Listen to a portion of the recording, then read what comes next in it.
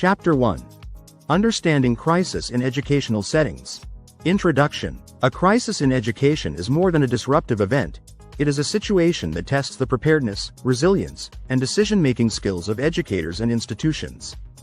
The modern learning environment, whether in K-12 schools, universities, or adult education programs, is complex. It involves diverse learners with varied needs, social and cultural backgrounds, and personal circumstances. This diversity enriches education but also increases the potential for unexpected and challenging situations. Crises can happen anywhere: in a rural elementary school, an urban vocational training center, or an online university course. They may emerge suddenly, such as a medical emergency in the classroom, or develop gradually over weeks, such as rising tension between students that eventually erupts into conflict. In all cases, understanding the nature, causes, and potential impact of crises is essential for educators to respond effectively and safeguard learning environments. Defining a crisis in education. In an educational context, a crisis can be defined as any event, condition, or series of events that significantly disrupt the teaching and learning process, threatens the safety or well-being of individuals, or undermines the stability of the institution. While some crises are unpredictable, many have warning signs. The earlier these signs are recognized, the greater the chances of prevention or minimization of harm. A key feature of educational crises is that they often involve multiple layers of impact, affecting the individual learner, the wider class or cohort, the staff, and the broader community. Types of crises in educational settings. Behavioral crises. Behavioral crises involve conduct or actions from learners that threaten safety, order, or the learning process. In K-12 settings, this could be a fight between students, destruction of school property, or ongoing disruptive behavior. In adult learning environments, behavioral crises may include verbal aggression during discussions, harassment of peers, or refusal to comply with classroom norms. Example: K-12. A student begins shouting and throwing objects in class after a conflict with a peer. Example: adult learning. A heated argument in a training session escalates to threats, requiring intervention by security staff. Emotional and psychological crises. These occur when a learner experiences overwhelming emotional distress or a mental health emergency. In K-12, this may involve anxiety attacks, panic episodes, severe withdrawal, or suicidal ideation. In adult learning, similar crises may be triggered by academic stress, workplace pressures, family issues, or unresolved trauma. Example: a university student experiences a panic attack during an exam and requires immediate support. Health and safety crises. These involve incidents that threaten physical safety, such as injuries, allergic reactions, infectious disease outbreaks, or substance overdoses. Quick, trained responses can make the difference between life and death. Example: a student with a peanut allergy accidentally eats a snack containing peanuts, requiring urgent use of an epinephrine auto-injector. Environmental crises. Environmental crises include natural disasters, building hazards, and other large-scale emergencies that affect school operations. Even if the institution's facilities are undamaged, the wider community may be disrupted, impacting attendance and participation. Example: a hurricane damages roads, preventing students from attending in-person classes for weeks. Institutional or administrative crises. These involve breakdowns in policy, leadership issues, or administrative failures. They can reduce trust in the institution and disrupt learning indirectly. Example: a vocational training center loses accreditation, leading to uncertainty for current students. The ripple effect of a crisis. The effects of a crisis often extend far beyond the immediate incident. Emotional impact. Students may develop fear, anxiety, or depression. Educators may experience stress, burnout, or feelings of helplessness. Academic impact. Interrupted learning can cause academic regression, missed deadlines, or reduced motivation. Social impact. Peer relationships may be strained, and classroom dynamics altered. Institutional impact. Morale can drop, teacher turnover may increase, and the institution's reputation may be damaged. Characteristics of crises in education. Crises occurring within educational environments can vary greatly in their origin, nature, and impact. However, there are several common characteristics that most crises share, regardless of their specific context. Unpredictability. Crises often arise suddenly and unexpectedly. Even when warning signs or risk factors exist, such as ongoing conflicts, behavioral issues, or environmental threats, the exact timing, severity, and nature of the crisis can be difficult or impossible to predict. This unpredictability challenges schools to remain vigilant and prepared at all times. Urgency. Crises require swift and decisive action. The window to intervene effectively is often very narrow, meaning that any hesitation or delay can lead to escalation or increased harm. Immediate response protocols must be in place to protect the physical and emotional safety of students, staff, and the school community. Emotional intensity. Crises evoke powerful emotions including fear, anxiety, confusion, anger, and grief. These emotions affect everyone involved: students, teachers, administrators, and families, and can cloud judgment, reduce effective communication, and hinder problem-solving abilities. Emotional responses may be unpredictable and varied, complicating crisis management efforts. Potential for escalation. Many crises begin as small incidents or misunderstandings but can quickly grow in scope and severity if not addressed promptly and appropriately. For example, a conflict between students could escalate into a widespread disturbance, or a technical failure could lead to broader safety hazards. Effective early intervention is crucial to prevent escalation. Disruption of normal functioning. Crises disrupt the regular operations of educational institutions. Classes may be interrupted, communication lines may become strained, and normal routines can be overturned, creating an environment of instability and uncertainty. Wide-ranging impact. The effects of a crisis extend beyond the immediate incident. They may affect academic performance, mental health, school climate, and community trust. The aftermath often requires ongoing support and recovery efforts to restore a sense of safety and normalcy. Need for coordination and communication. Managing a crisis effectively requires coordinated efforts among multiple stakeholders including school staff, emergency responders, families, and community agencies. Clear, timely, and accurate communication is essential to ensure that everyone understands the situation and their role in the response. Because crises can evolve rapidly and present unforeseen challenges, response strategies must be flexible. School personnel need to be able to adapt plans and actions in real time to meet emerging needs and changing circumstances. The importance of preparedness. Preparedness in educational settings goes far beyond simply having an emergency plan tucked away in a binder. It involves cultivating an ongoing culture of readiness that permeates every level of the school community: staff, students, administration, and families alike. Effective preparedness ensures that when a crisis arises, everyone knows their role and can respond quickly, confidently, and effectively. This comprehensive approach includes several key components. 1. Clear protocols. Preparedness requires having well-defined, clear, and easily accessible protocols for a wide range of possible crisis situations. These protocols outline step-by-step actions to be taken in scenarios, such as natural disasters, medical emergencies, violent incidents, or mental health crises. Clarity in procedures ensures that confusion and hesitation are minimized, enabling rapid and coordinated responses.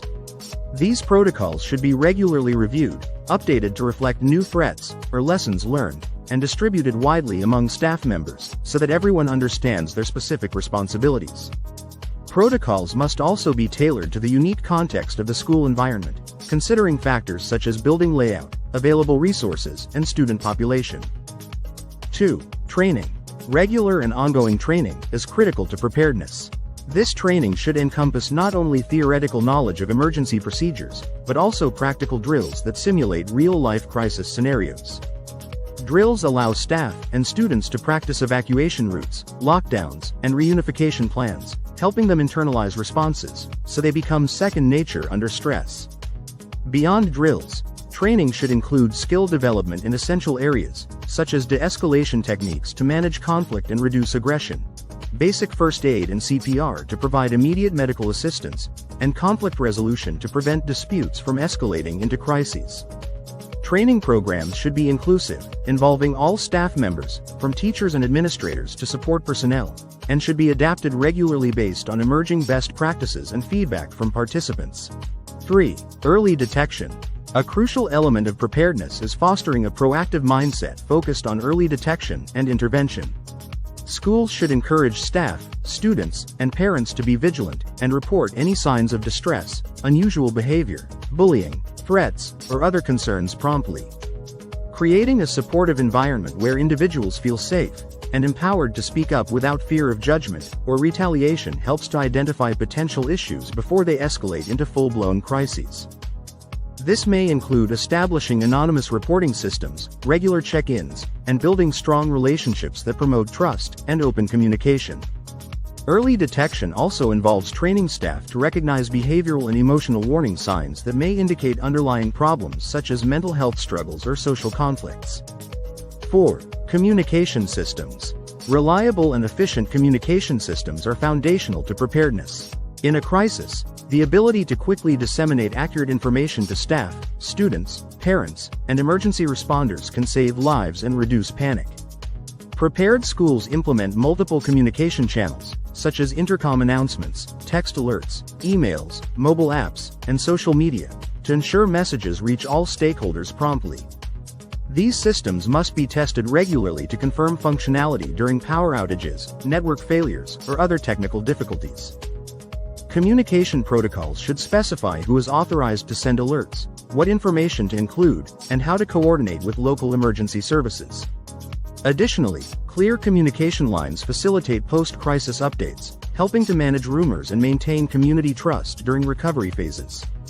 The American Crisis Prevention and Management Association, ACPMA, stresses the importance of proactive strategies to reduce risk before a crisis occurs. Real-world case studies. 1. Case Study 1 K-12 School Violence. At a suburban high school, a disagreement between two students over social media posts escalated into threats of physical violence. Teachers noticed a change in the students' behavior, avoidance of group work, whispered arguments in class, and alerted the school counselor. The counselor intervened early, holding a mediation session. The conflict was resolved before any physical altercation occurred, and both students received follow-up counseling. 2. Case Study 2 Adult Learning Facility. In a technical training program, two adult learners from rival workplaces brought existing tensions into the classroom. This created an uncomfortable environment for others. The instructor set clear behavioral expectations, addressed the tension directly with the individuals, and created group activities that required collaboration. Over time, hostility decreased, and both learners completed the program successfully. 3. Practical steps for educators. Build strong relationships with students to encourage open communication. Familiarize yourself with your institution's crisis protocols. Engage in professional development on crisis prevention and de-escalation. Create a supportive classroom culture where respect and empathy are valued. Reflection questions. 1. What types of crises are most common in your learning environment? 2. How would you currently respond if a crisis occurred in your classroom? 3. What resources or training would improve your confidence in handling crises? 4. How can you work with colleagues to build a culture of preparedness?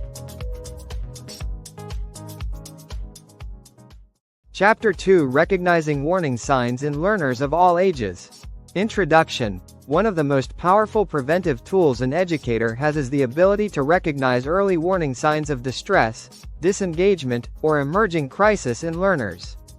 Whether working with young children, adolescents, or adult learners, the subtle signals that something is off often appear well before a full-blown crisis unfolds. Early recognition, combined with appropriate and timely response, can interrupt negative trajectories, provide support to those in need, and preserve the safety and functioning of the learning environment. This chapter unpacks what those warning signs look like across developmental stages and learning contexts. What factors influence their presentation, common pitfalls in interpretation, and practical systems educators can implement to spot and act on them proactively. Common domains of warning signs. Warning signs of crisis do not always show up in obvious ways. They often manifest across multiple domains, sometimes simultaneously, and sometimes very subtly. Educators should be attuned to patterns or clusters of changes in the following areas. Behavioral signs. Changes in behavior are among the most observable indicators.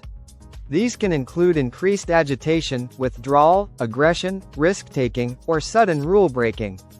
Behavioral changes might reflect internal turmoil, external pressure, or a developing conflict. Examples include avoidance of formerly enjoyed tasks, disruptions in class, frequent arguments, or changes in peer group dynamics. Emotional signs. Emotional distress often expresses itself in mood swings, reduced affect, excessive irritability, persistent sadness, or disproportionate reactions to minor triggers. Learners may verbalize hopelessness, show blunted affect, or, conversely, overreact in ways that feel out of character. In adult settings, emotional signs may also include chronic frustration, cynicism, or emotional exhaustion that spills over into classroom interactions. Academic signs. A drop in performance, missed deadlines, sudden dips in engagement or participation, and a decline in quality of work can all signal underlying issues. For some learners, academic struggles are the first visible tip of the iceberg, masking anxiety, cognitive overload, family stress, or mental health challenges. Physical signs. Unexplained physical complaints, headaches, stomachaches, changes in sleep or eating patterns, fatigue, or signs of neglect can accompany emotional or psychological crises. Physical manifestations might also include self-harm scarring or visible signs of substance use. Social signs. Shifts in peer relationships can be revealing. Isolation, conflict with peers, being excluded or excluded others, sudden changes in friendship circles, or excessively clinging behavior are social warning flags. For adult learners, social signs may include withdrawal from collaborative work or heightened interpersonal tension. Cognitive signs. Difficulty concentrating, memory lapses, confusion, or slowed processing may reflect stress, trauma, or other underlying crises. Learners might seem foggy, forgetful, or unable to follow previously manageable instructions. Warning signs by learner group. Early childhood and elementary, K-5, young children often lack the vocabulary or self-awareness to directly express internal struggles, so their warning signs are frequently behavioral and somatic. Common indicators include sudden increase in tantrums or outbursts that are more intense or frequent than baseline, regression to earlier developmental behaviors, bedwetting, thumb-sucking, clinginess, fearfulness about routine school activities, refusal to enter classroom, separation anxiety, frequent physical complaints without a medical cause, stomachaches, headaches, hypervigilance, jumpiness, or exaggerated startle response, difficulty making friends or play avoidance, drastic changes in attention span or inability to follow simple instructions. Middle and high school, grades 6 to 12. Adolescents are navigating identity, peer pressure, academic expectations, and physiological changes.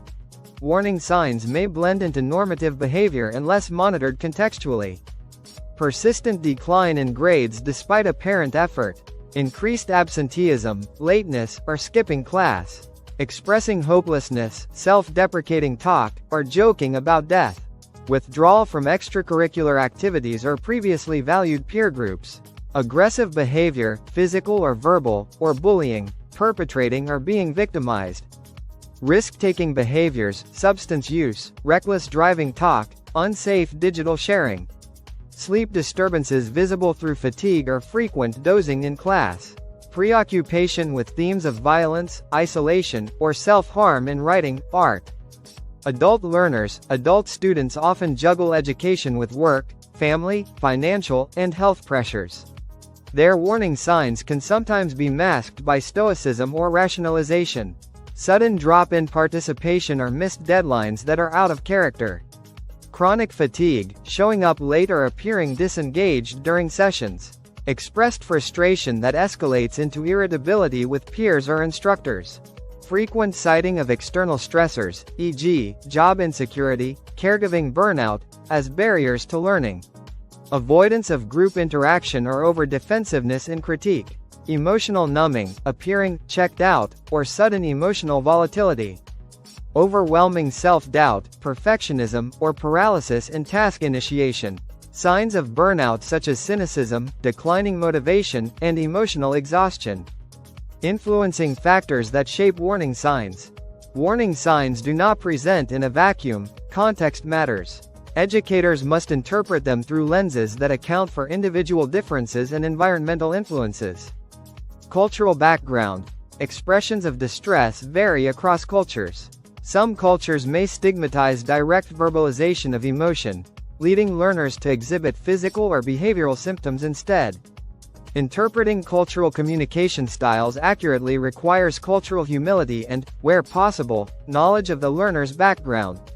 Neurodiversity and learning differences. Students with ADHD, autism spectrum conditions, dyslexia, or other neurological profiles may exhibit behaviors that overlap with crisis indicators, e.g., withdrawal, meltdowns, attention variability. Distinguishing between baseline neurodivergent expressions and emergent crisis signals requires familiarity with a learner's typical profile and consistent documentation. Trauma history. Past trauma can sensitize learners to stress, making them more reactive or prone to avoidance. Triggers may not be obvious to educators unless there is a trauma-informed culture in place that allows learners to disclose safely. Socioeconomic stressors. Housing instability, food insecurity, family conflict, and financial stress often underlie academic or behavioral shifts. These external pressures can lead to absenteeism, concentration difficulties, and withdrawal. Language and communication barriers. Learners who are non-native speakers or who have limited expressive language may not articulate distress directly. Subtle cues like changes in engagement or body language become especially important in these scenarios. Biases in recognition. Implicit bias related to race, gender, disability, or socioeconomic status can lead to unequal identification and response. For example, some groups may be more readily labeled as problematic, while others are overlooked. Systems that rely solely on individual intuition without structured tools can perpetuate these disparities. Tools and systems for early detection. Recognizing warning signs consistently and equitably is best done with a combination of human awareness and structured systems. Behavioral observation logs. Systematically recording incidents, patterns, or changes over time helps distinguish between isolated events and emerging trends. Simple behavior tracking sheets, coded for domains, e.g., emotional, academic, allow educators to refer back to objective data during interventions. Regular check-ins. Short, scheduled one-on-one conversations, even 2 to 3 minutes, can surface concerns early. Questions like, "How are things going for you this week?" or "Is there anything making learning hard right now?" open space for learners to share without pressure.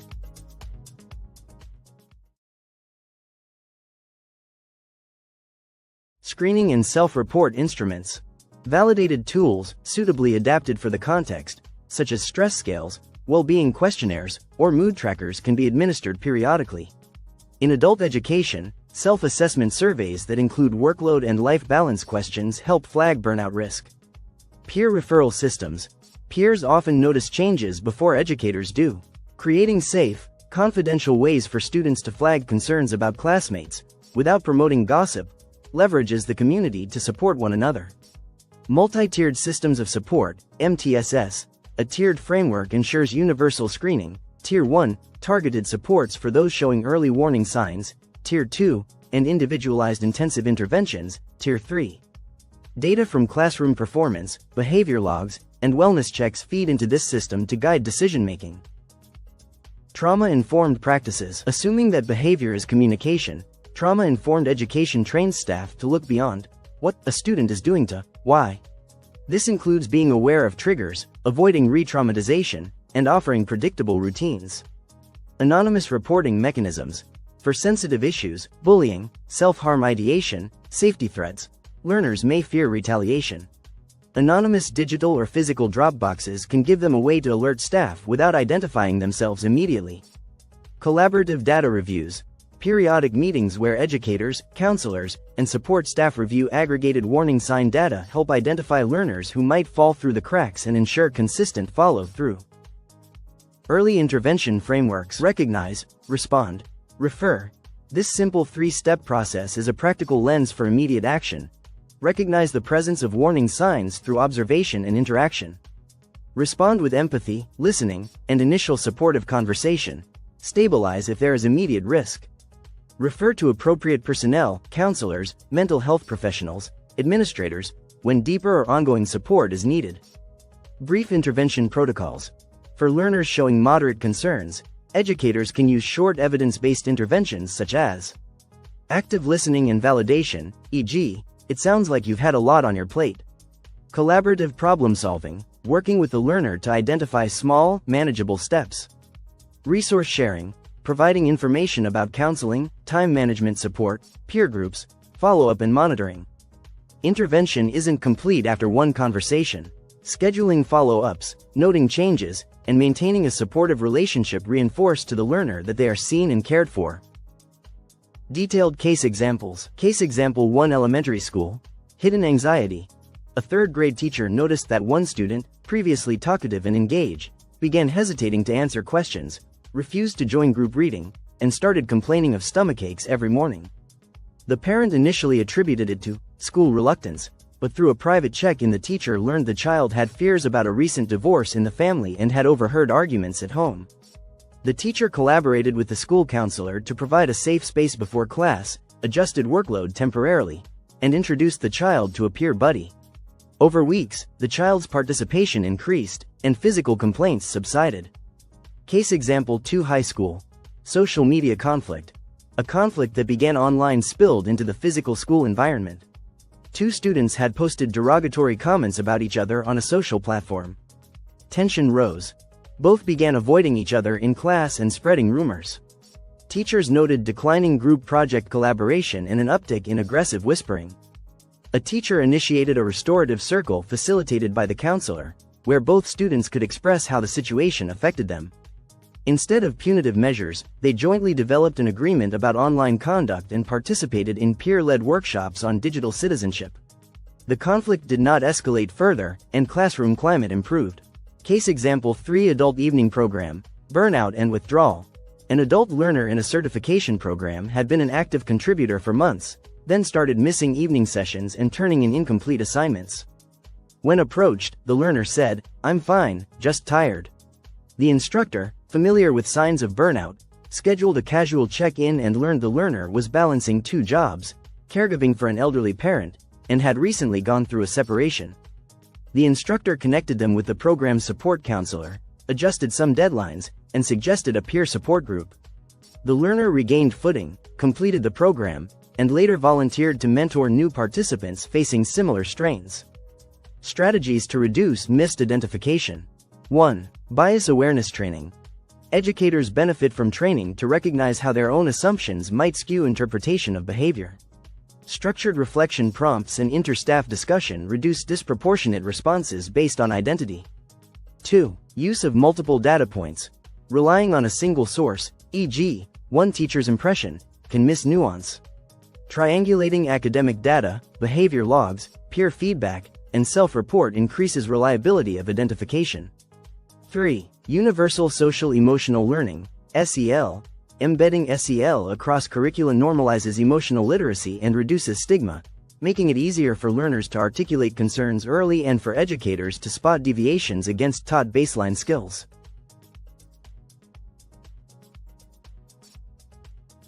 Chapter 3, Building a Safe and Supportive Learning Environment. Introduction. A safe and supportive learning environment is the crucible in which prevention of crises takes root. When learners, whether children, adolescents, or adults, feel physically secure, emotionally validated, culturally respected, and academically supported, the likelihood of escalation from stress to crisis diminishes significantly. This chapter explores how educators intentionally build and sustain such environments, how systemic factors play a role, and provides concrete strategies to operationalize safety and support daily. Defining multidimensional safety and support. Physical safety. Beyond emergency procedures, physical safety includes the everyday conditions that allow learners to feel their bodies are secure. Appropriate lighting, clear paths, ergonomically reasonable seating, and a sense that physical boundaries are respected, e.g., consent around touch, personal space. It also includes safety from bullying or harassment that can manifest physically or through coercive social dynamics. Emotional, psychological safety. Psychological safety means learners can take interpersonal risks, ask questions, admit confusion, speak up about problems, without fearing humiliation, exclusion, or punishment. This is especially critical for marginalized learners or those with trauma histories, for whom vulnerability might previously have been punished. Cultural safety. Cultural safety is more than inclusion, it's the experience that learners' backgrounds, identities, languages, and worldviews are not only acknowledged but respected and woven into the fabric of the learning environment. Cultural safety reduces code switching, fatigue, and signal that learners need not dim parts of themselves to belong. Academic safety. When learners feel their efforts, attempts, and mistakes are part of growth, not proof of failure, they're more likely to engage. Academic safety includes clear rubrics, opportunities for revision, scaffolding, and differentiation so the gap between challenge and support doesn't become a source of chronic stress. Support structures. Support takes shape in relationships, trusted adults, peer allies, access, resources, counseling, accommodations, and responsiveness, timely help, feedback loops. Safe environments make help visible, accessible, and normalized. Core practices for building and maintaining safety. 1. Relationship infrastructure. Intentional relationship building. Don't wait for crises to connect. Use onboarding interviews, interest inventories, and get to know you activities to build initial rapport. Consistent check-ins. Schedule short regular touchpoints. Even as simple as, "How's your week?" that signal ongoing care without being intrusive. Asset-based language. Frame feedback and interaction around strengths and growth, not deficits. "You've been persistent despite challenges," versus, "You're falling behind." 2. Co-created norms and behavioral agreements. When learners help establish the classroom, instructional culture, they feel ownership. Examples. Jointly write a classroom pledge, focused on respect, listening, and safety. Use, if, then, scaffolding for behavior. If we speak over one another, then we'll use a talking object so everyone's heard. Revisit norms periodically, especially after disruptions or transitions. 3. Predictability with flexibility. Visual schedules. Especially for younger learners or neurodivergent students, visual agendas reduce anxiety about what's next. Advance warning of changes. Announce upcoming shifts in routine, field trips, exam weeks, early and provide frames for adaptation. Built-in, soft transitions. Use brief buffer activities between major tasks to help learners reset. 4. Emotional literacy and regulation coaching. Explicit instruction. Teach what emotions are, their physical cues, and healthy regulation strategies. Modeling. Educators narrate their own regulation. "I'm feeling overwhelmed, so I'm going to take 3 deep breaths before answering." Tools available. Emotion charts, feelings check, journals, mindfulness breaks, and reflection prompts integrated into daily practice.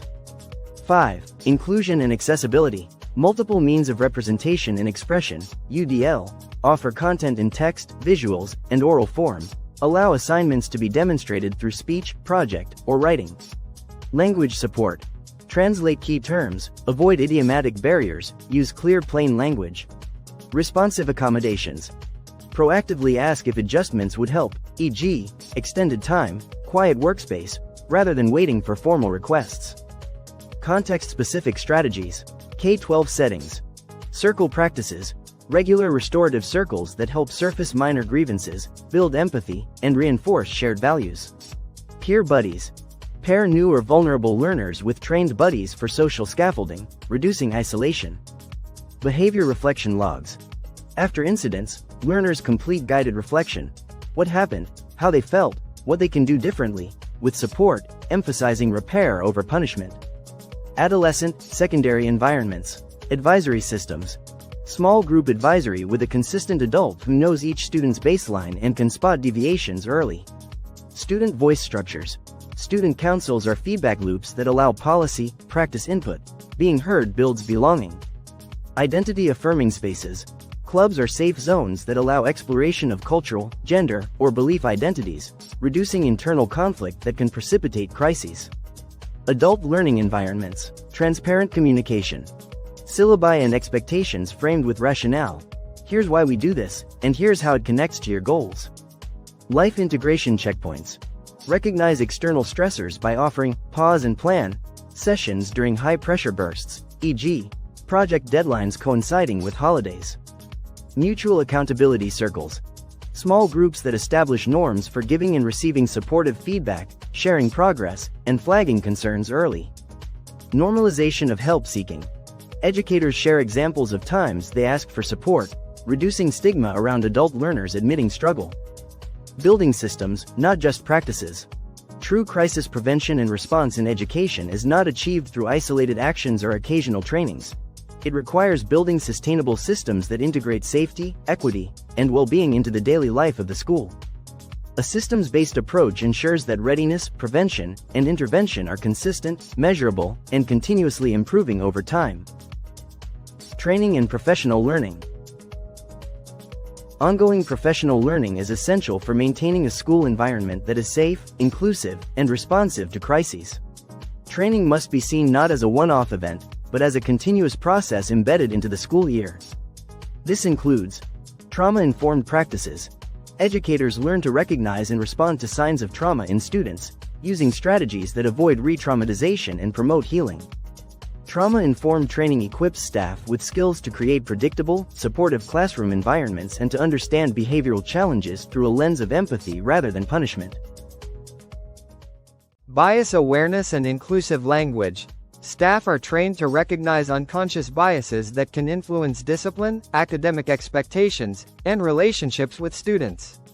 Inclusive language training helps ensure that all students, regardless of race, gender identity, religion, ability, or background, feel respected and valued.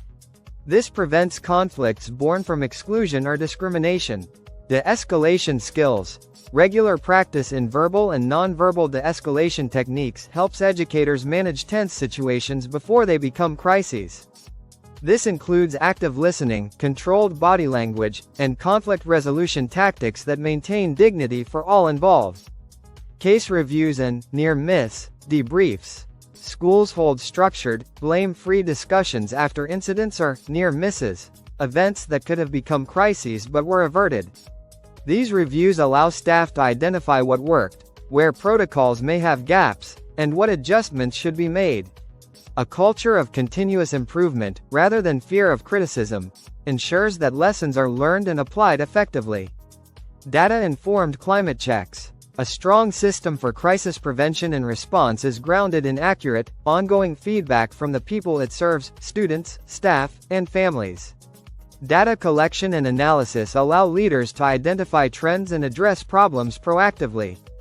Key strategies include anonymous surveys, suggestion boxes, and pulse checks. Students and staff are more likely to share honest feedback if they can do so confidentially. Short, pulse check surveys administered throughout the year can reveal changes in school climate, while suggestion boxes allow for ongoing, informal input. These tools help detect concerns, such as bullying, unsafe spaces, or policy misunderstandings, before they escalate.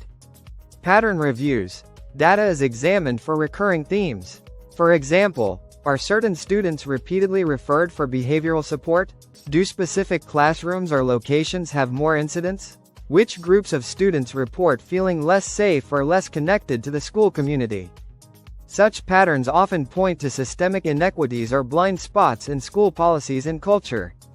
Addressing systemic inequities. When data shows disparities, for example, a particular demographic group facing higher rates of disciplinary action, schools must respond with targeted strategies. This might involve revising discipline policies, providing cultural competency training, or increasing representation and student voice in decision-making.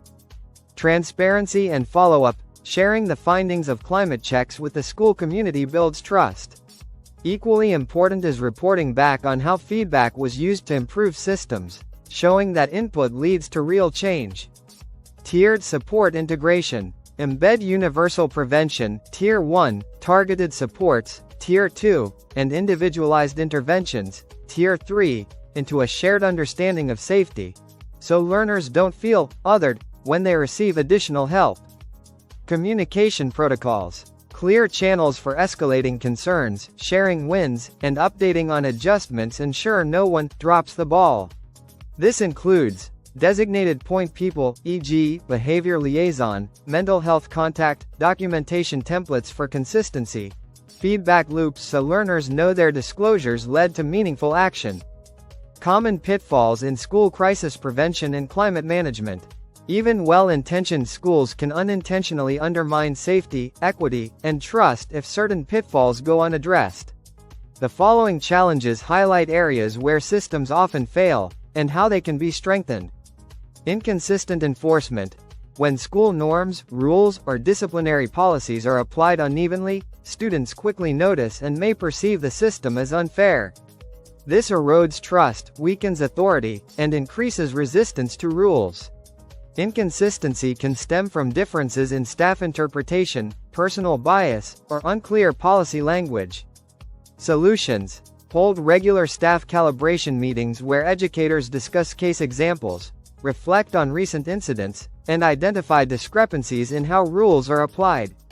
Co-develop a shared language for responses so that staff use consistent terminology and expectations across all classrooms.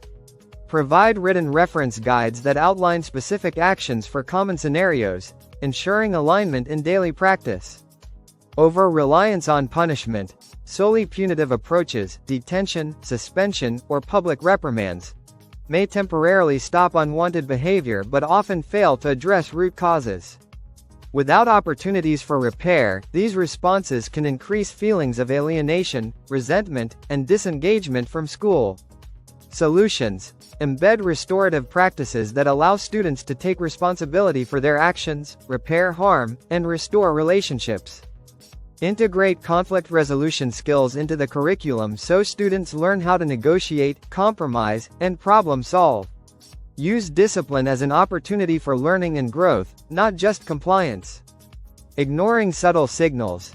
If schools only respond to major incidents, they miss the accumulation of smaller stressors, microaggressions, social exclusion, or ongoing low-level conflicts that can erode safety and well-being over time.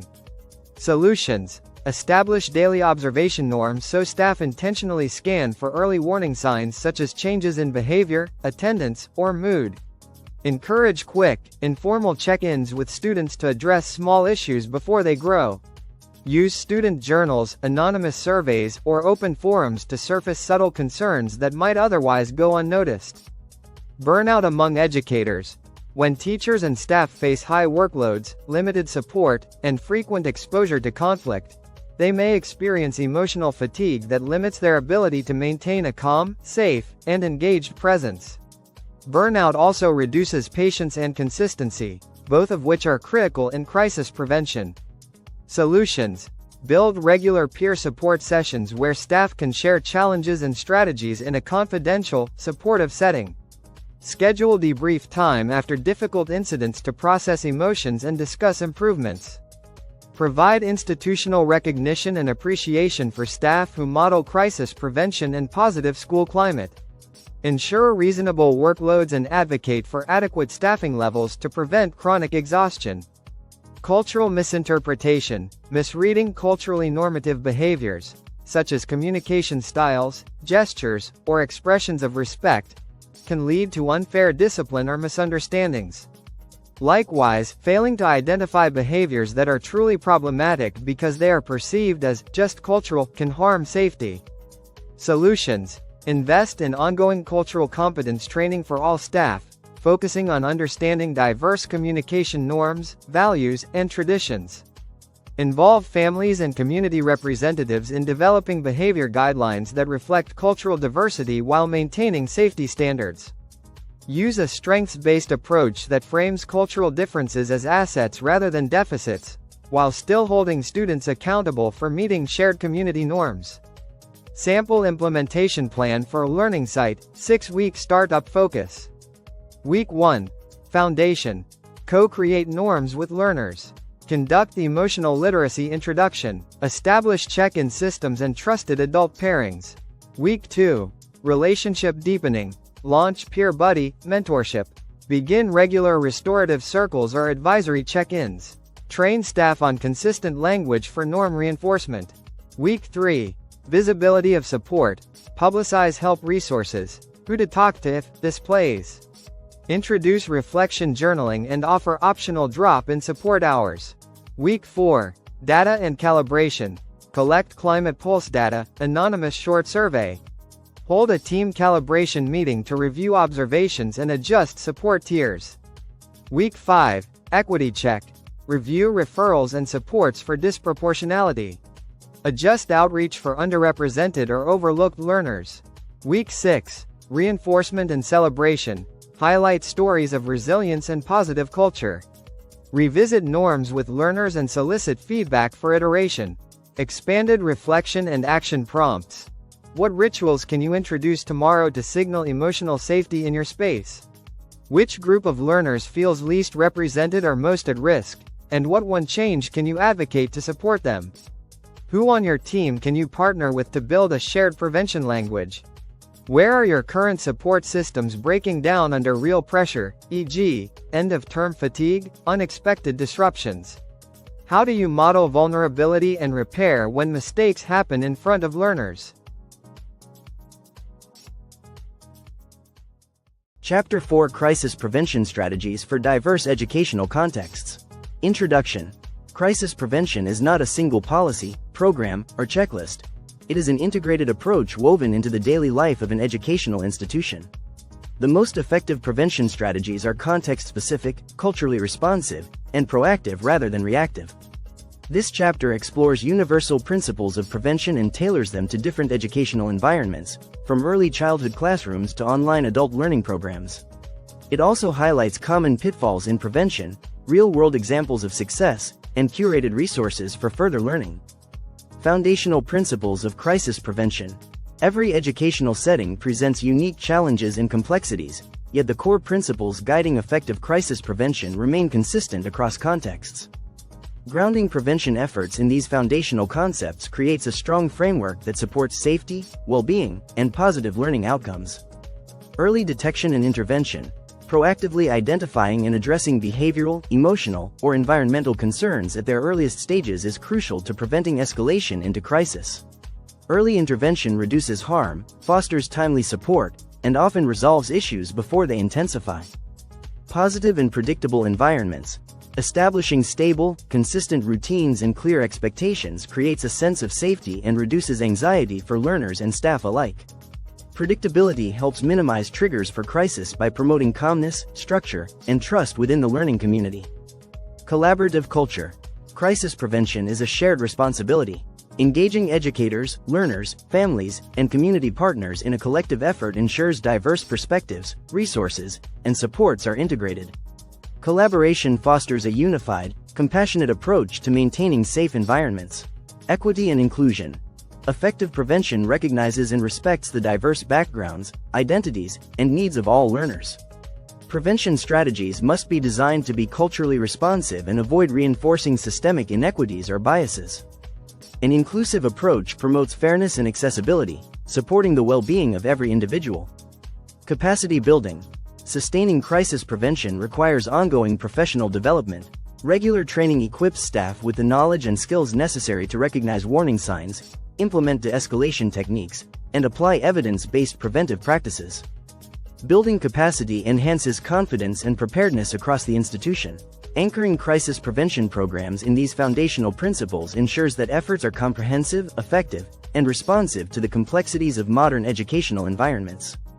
Universal preventive frameworks. Multi-tiered system of supports, MTSS. The multi-tiered system of supports, MTSS, is a comprehensive, evidence-based framework that integrates academic, behavioral, and social-emotional support within a tiered system to proactively prevent crises and promote positive outcomes for all learners. MTSS recognizes that students have varying needs and provides differentiated levels of intervention accordingly. Tier 1. Universal supports for all learners. This foundational tier focuses on school-wide or program-wide prevention strategies designed to create a positive and inclusive environment for every learner. Key components include establishing clear, consistent norms and expectations that promote safety and respect, delivering social-emotional learning, SEL, instruction to build skills such as emotional regulation, empathy, and conflict resolution, using positive reinforcement and recognition to encourage desired behaviors and foster a culture of belonging. Regularly monitoring universal data, e.g., attendance, behavior referrals, to assess overall climate and identify emerging concerns. Tier 2. targeted interventions for at-risk groups. This tier provides additional supports to learners or groups who exhibit early warning signs of academic, behavioral, or emotional challenges. Interventions are more focused and typically delivered in small groups or targeted settings. Examples include small group counseling or social skills training to address specific needs, behavior contracts or individualized goal setting to support positive changes, increased monitoring and progress checks to ensure responsiveness of interventions. Tier 3. Intensive, individualized supports. For learners facing significant or persistent challenges, Tier 3 offers highly individualized, often intensive interventions tailored to their unique circumstances.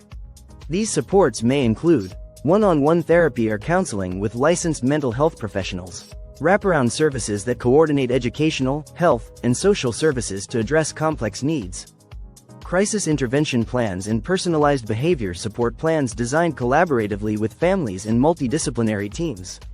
By implementing MTSS, educational institutions create a responsive and layered safety net that addresses the full spectrum of learner needs. This structured approach not only prevents crises but also promotes equity by ensuring all students receive the level of support necessary for success. Positive Behavioral Interventions and Supports, PBIS.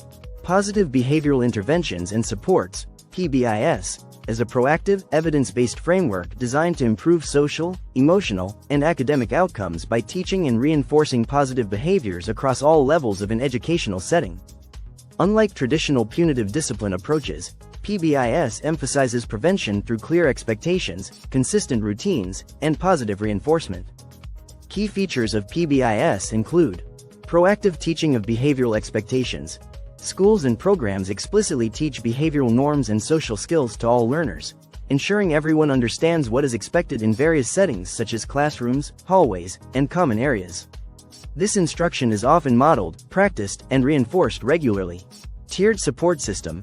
PBIS employs a tiered system similar to MTSS, providing universal supports for all learners. Tier 1, targeted interventions for students showing early signs of behavioral challenges. Tier 2, and individualized intensive supports for students with significant behavioral needs. Tier 3. Positive reinforcement.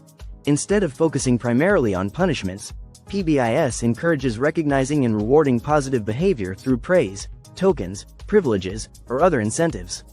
This approach motivates learners to repeat desired behaviors and fosters a positive school climate. Data-driven decision-making. Regular collection and analysis of behavioral data allow educators to identify trends, monitor the effectiveness of interventions, and make informed adjustments.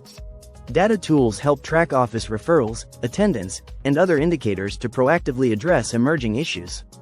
Collaborative and inclusive approach. PBIS involves educators, families, and students in developing and maintaining behavioral expectations, promoting ownership and consistency across environments.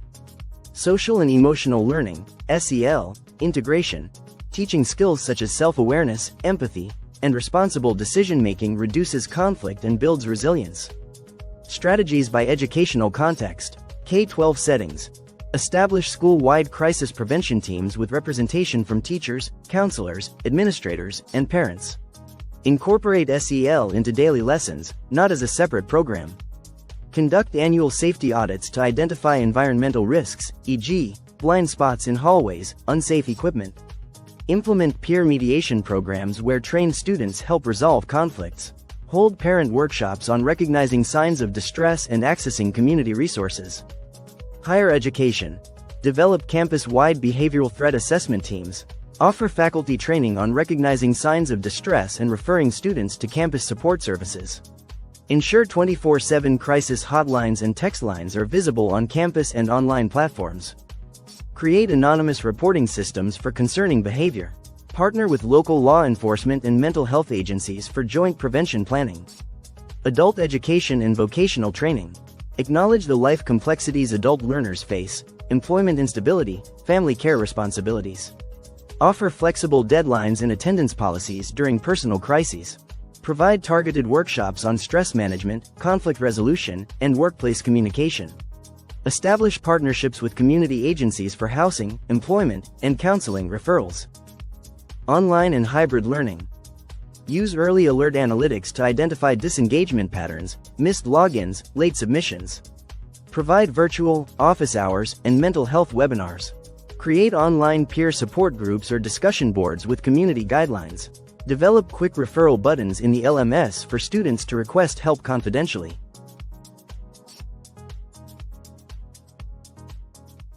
Common mistakes to avoid in crisis prevention. Even well-intentioned efforts can fall short when common pitfalls are overlooked. Understanding these frequent missteps can help schools and learning institutions build stronger, more sustainable prevention systems. Over-focusing on reaction. Many institutions wait until a crisis occurs before acting. This reactive stance undermines long-term stability. Instead, proactive systems, such as early identification protocols, social-emotional learning, SEL, and school climate initiatives, should be central. One-size-fits-all approach. Applying the same strategies across all age groups, cultures, or settings can result in poor outcomes. Prevention efforts must be tailored to the developmental stage, cultural background, and specific needs of the learning community. Lack of staff buy-in. Top-down decisions that exclude educators and support staff often lead to resistance or inconsistent implementation.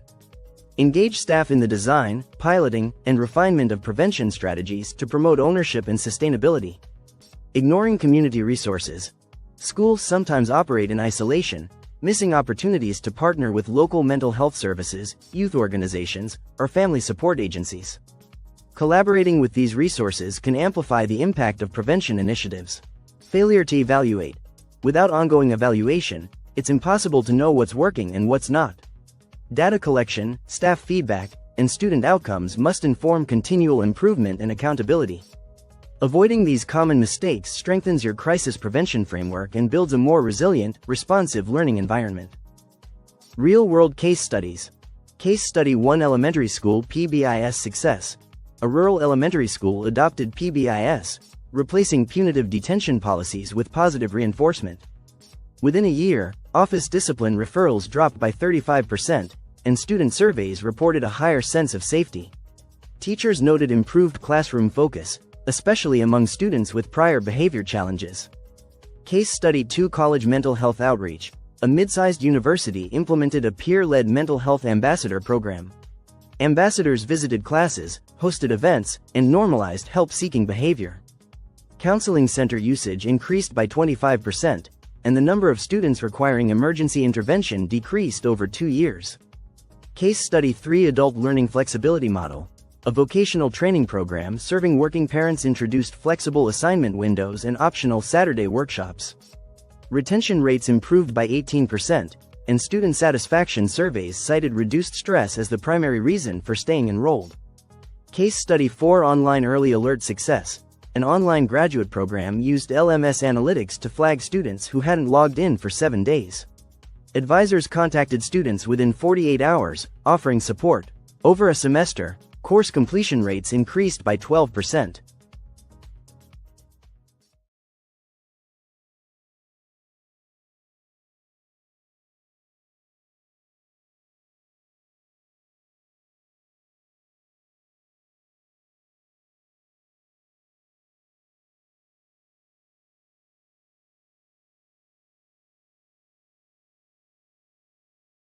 Chapter 5 Intervention Techniques for Immediate Crisis Management.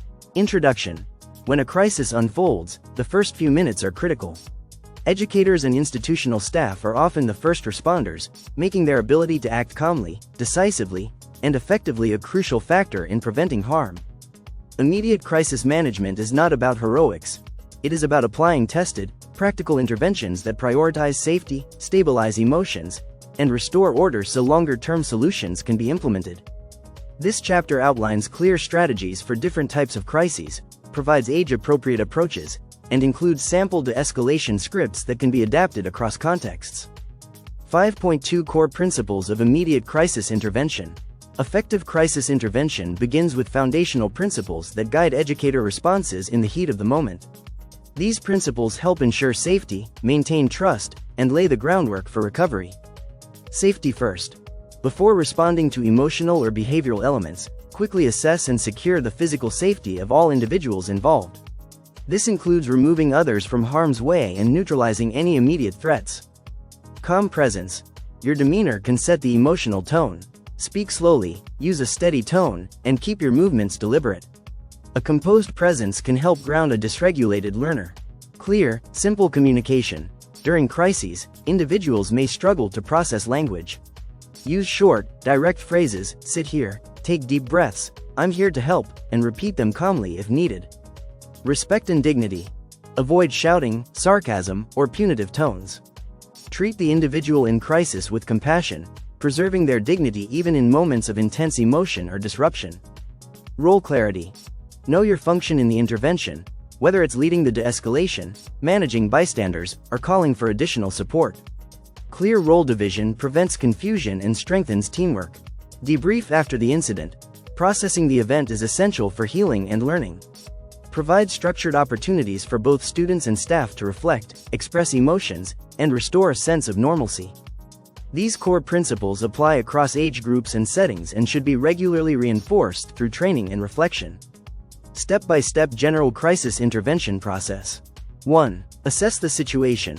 Quickly and accurately determine the nature and severity of the crisis to prioritize response efforts. Identify any immediate risks such as weapons, medical emergencies, or environmental hazards that could endanger anyone involved. Decide whether the situation can be addressed directly or if additional help is needed. This may include calling for backup from security personnel, emergency responders, or activating institutional emergency protocols. 2. Ensure safety. Remove uninvolved individuals from the vicinity to reduce crowding and potential escalation. Position yourself strategically, keeping a safe exit route clear to allow for a swift departure if necessary. Use a calm, clear, and authoritative tone to deliver safety instructions, helping to establish control and reduce anxiety. 3. Engage and stabilize. Approach the individual slowly, ideally at eye level, to reduce intimidation and foster rapport. Address the person by name to personalize the interaction and build trust. Clearly express your intention to help and support them, making it known you are on their side. Offer limited choices to provide a sense of agency and control, which can reduce feelings of helplessness or frustration. 4. De-escalate. Minimize sensory stimuli by lowering your voice, avoiding sudden or aggressive movements, and maintaining a non-threatening posture. Practice active listening. Acknowledge and validate the person's emotions without endorsing any unsafe behaviors or demands. Avoid arguing, issuing threats, or cornering the individual, as these actions can increase agitation and resistance. 5. Resolve immediate risk. Implement previously agreed upon safety interventions such as restorative conversations to repair relationships, room clear procedures to protect others, or contacting emergency services if required. If physical restraint or removal is necessary, strictly adhere to your institution's policies and legal regulations to ensure safety and protect rights. 6. Transition to recovery. Once immediate danger has passed, offer supportive measures such as water, access to a quiet and calming environment, and reassurance.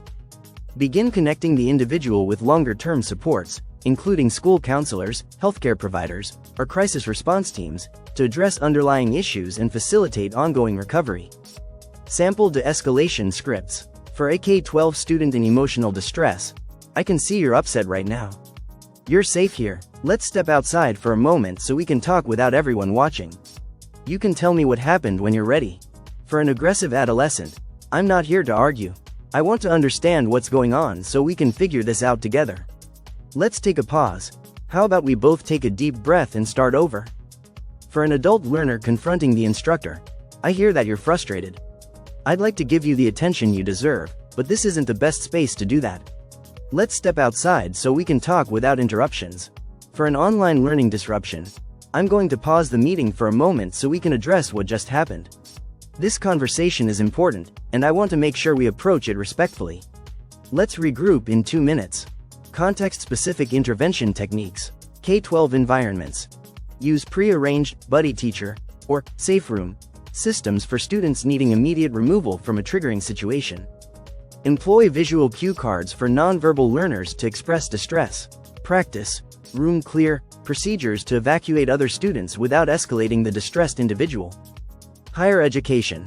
Coordinate with campus security and counseling centers. Have professors and teaching assistants trained in verbal de-escalation and recognizing mental health crises. Provide post-incident care via academic accommodations when needed. Adult education and vocational training. Recognize that adult learners may resist interventions they perceive as patronizing. Focus on collaborative problem solving. Have designated neutral spaces for cooling down before discussions continue. Online and hybrid settings. Designate moderators who can remove disruptive participants while preserving meeting flow.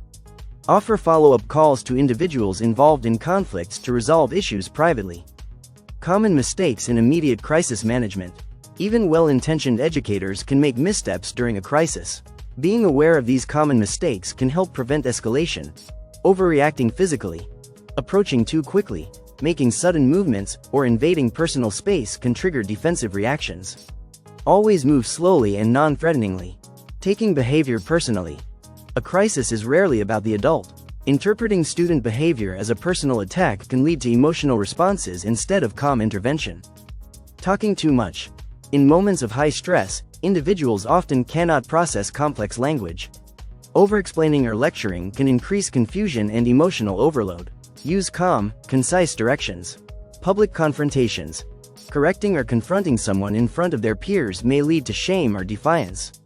Whenever possible, move the conversation to a private space to preserve dignity and de-escalate tension. Avoiding these pitfalls supports a safer, more empathetic crisis response and helps preserve trust and emotional regulation for both the learner and the educator. Ignoring post-crisis recovery. Skipping the recovery phase can leave emotional wounds unhealed, increasing recurrence. Case Study 1 Elementary School Meltdown.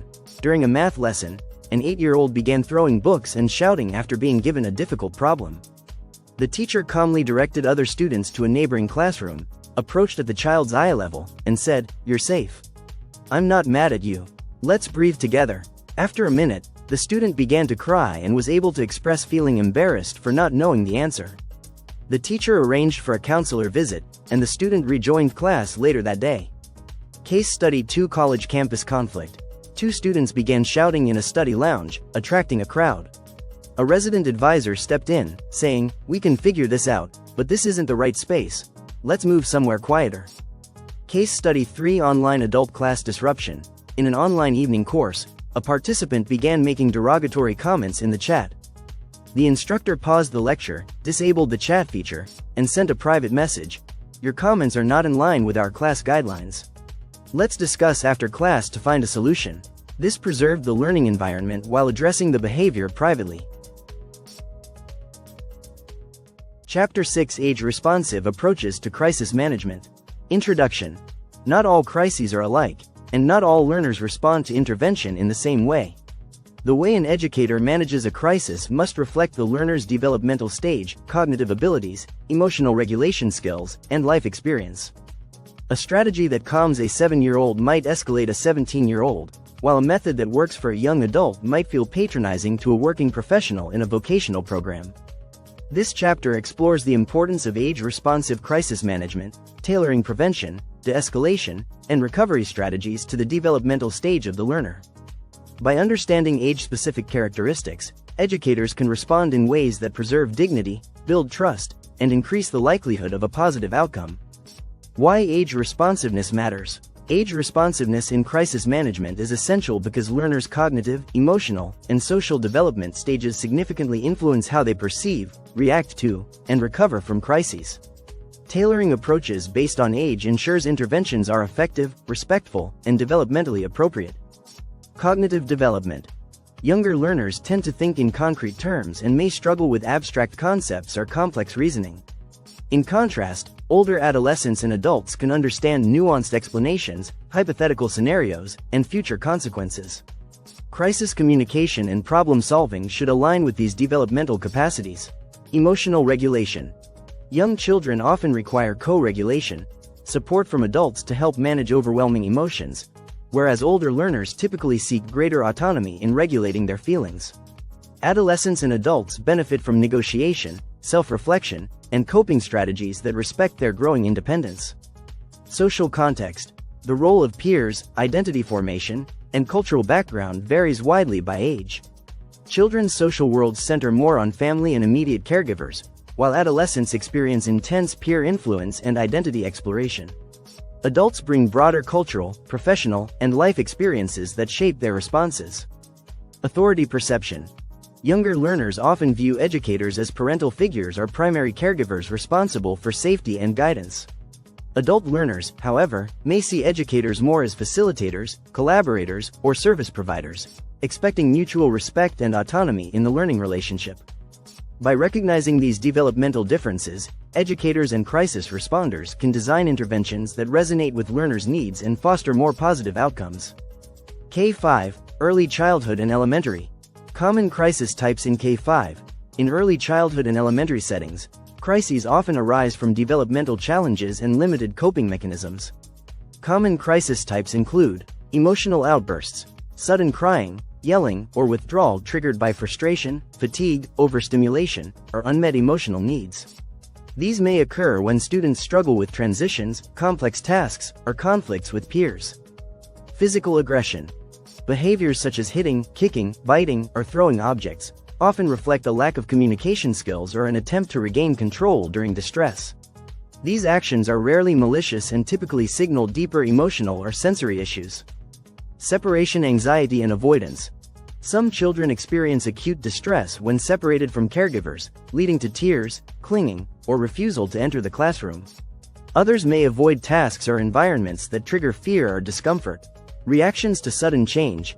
Disruptions to routine, such as substitute teachers, changes in classroom layout, or emergency drills, can cause confusion, fear, or oppositional behavior. Young learners thrive on predictability and may react strongly to the unexpected. Understanding these crisis types is key to responding with empathy, structure, and developmentally appropriate supports. Management strategies. Crisis intervention for young learners must be grounded in safety, clarity, and emotional attunement. Effective strategies include immediate physical safety. Prioritize the safety of all students by calmly redirecting the child away from potential harm. Avoid physical restraint unless absolutely necessary and always follow institutional guidelines. Simple, concrete language. Use short, direct statements that are easy for young children to process in moments of distress. For example, say, "Let's take a break," instead of, "You need to consider calming down." Calming spaces. Designate a peace corner or sensory-friendly area in the classroom where students can retreat to self-regulate. This space should feel safe and non-punitive. Co-regulation techniques. Young learners often need adult guidance to manage their emotions. Sit nearby, speak in a calm and steady voice, model slow breathing, and offer a comforting presence. Gentle physical support, like a hand on the back, may help, but only if the child is receptive. Visual supports. Use visual aids like emotion charts, cue cards, or calm down menus to help children recognize their feelings and choose appropriate coping strategies. Visuals are especially effective for neurodivergent students or English language learners. These strategies help children feel safe, understood, and supported, laying the groundwork for stronger emotional regulation in the future. Middle and high school, adolescence. Common crisis types in adolescence. Adolescence is a critical developmental stage characterized by significant physical, emotional, and social changes. These transitions can increase vulnerability to specific crises that impact both individual well-being and the broader educational environment. Understanding the common crisis types among adolescents helps educators and support staff identify risks early and implement targeted interventions. Peer conflicts, including bullying and cyberbullying. Social dynamics are intense during adolescence, and conflicts with peers can escalate into bullying or cyberbullying.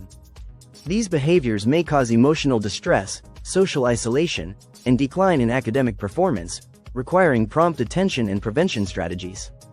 Risk-taking behaviors. Adolescents may engage in risky activities such as substance use, truancy, unsafe sexual relationships, or reckless behavior. These actions can have immediate safety implications and long-term consequences, highlighting the need for education, supervision, and supportive intervention. Emotional breakdowns linked to academic pressure, identity struggles, or family issues, high expectations, self-exploration, and family dynamics can contribute to emotional distress. Adolescents may experience anxiety, depression, or crisis moments related to their evolving sense of self or external pressures, necessitating accessible mental health support. Aggressive defiance toward authority. Challenging adults and authority figures is a common developmental behavior but can escalate into aggressive defiance that disrupts learning environments and poses safety concerns. Effective crisis prevention involves understanding underlying causes and employing de-escalation techniques. Management strategies. Addressing crises effectively with adolescents requires a balanced approach that respects their growing need for autonomy while maintaining safety and clear boundaries. Tailoring strategies to their developmental stage fosters engagement, trust, and positive outcomes. Respect for autonomy. Involve adolescents actively in choosing solutions to their challenges. Providing options empowers them to take ownership of their behavior and promotes intrinsic motivation to change rather than feeling controlled or punished. Private conversations. Whenever possible, address crisis situations privately rather than in front of peers. This protects the adolescent's dignity, reduces shame, and encourages more honest communication. De-escalation through active listening. Allow adolescents to express their feelings and perspectives without interruption. Listening attentively validates their experience, lowers defensiveness, and creates space for thoughtful responses. Collaborative problem solving. Guide adolescents through reflective questioning that helps them identify the causes of their behavior and brainstorm practical solutions. This method nurtures critical thinking, accountability, and problem-solving skills. Boundaries with empathy. Set clear, firm expectations regarding safety and acceptable behavior while communicating empathy and care. For example, saying, "I care about your safety and want to support you, but I cannot allow this behavior to continue," balances authority with understanding. Implementing these strategies builds stronger relationships, de-escalates crises, and supports adolescents' development into responsible and self-regulated individuals. Adult learners, higher education, vocational, and continuing education. Common crisis types in adults. Overwhelm from balancing academic, work, and family responsibilities. Conflicts with instructors or peers over expectations or deadlines. Burnout or disengagement due to life stressors. Emotional distress related to financial insecurity, job loss, or relationship breakdowns. Management strategies. Professional respect. Address issues as you would with a colleague. Adults respond poorly to being talked down to. Solution-oriented conversations. Focus on practical next steps instead of rehashing the conflict in detail. Flexible accommodations. When possible, adjust deadlines or workload temporarily. Referrals to external resources, linked to counseling, career services, or financial aid advisors. Boundary clarity. Maintain professionalism while expressing empathy. 6.3 Online and remote learning contexts. Common crisis types in online learning. Online learning environments present unique challenges that can lead to various types of crises impacting both educators and learners. Understanding these common issues is essential for proactive management and maintaining a supportive virtual classroom. Disruptive participants in virtual classrooms. Learners may engage in behaviors such as interrupting sessions, posting inappropriate messages in chat, or using distracting backgrounds and sounds. These disruptions can derail instruction, create tension, and negatively affect the learning experience for others. Learners disappearing from engagement without explanation. Sudden and unexplained withdrawal from participation, such as logging off frequently, missing assignments, or not responding during live sessions, can signal underlying issues like mental health struggles, lack of access, or personal crises that require attention. Heated online discussions or offensive comments. Virtual platforms sometimes facilitate conflicts through misunderstandings or the anonymity they afford. Heated arguments, offensive language, or cyberbullying can escalate quickly, harming relationships and the overall classroom climate. Technical difficulties creating stress and disengagement. Connectivity problems, software glitches, or lack of familiarity with digital tools can cause frustration and reduce learner engagement. Prolonged technical issues may lead to feelings of isolation, anxiety, or decreased motivation. Recognizing these crisis types allows educators to implement preventive strategies and timely interventions, fostering a respectful, inclusive, and resilient online learning community. Management strategies. Effectively managing challenges in virtual classrooms requires a combination of clear expectations, timely communication, and appropriate use of platform tools. These strategies help maintain a respectful and productive learning environment while supporting individual learners. Clear digital etiquette. Establish and consistently reinforce guidelines for appropriate online behavior, including respectful communication, punctuality, and responsible use of chat and audio features. Providing these expectations up front helps prevent misunderstandings and sets a positive tone. Private messaging. When concerns arise about a learner's behavior or participation, address them discreetly through private messaging during or after sessions. This approach respects privacy, reduces embarrassment, and allows for open dialogue without disrupting the class. Early outreach. Proactively contact students who miss sessions or fall behind on assignments to check in on their well-being and offer support.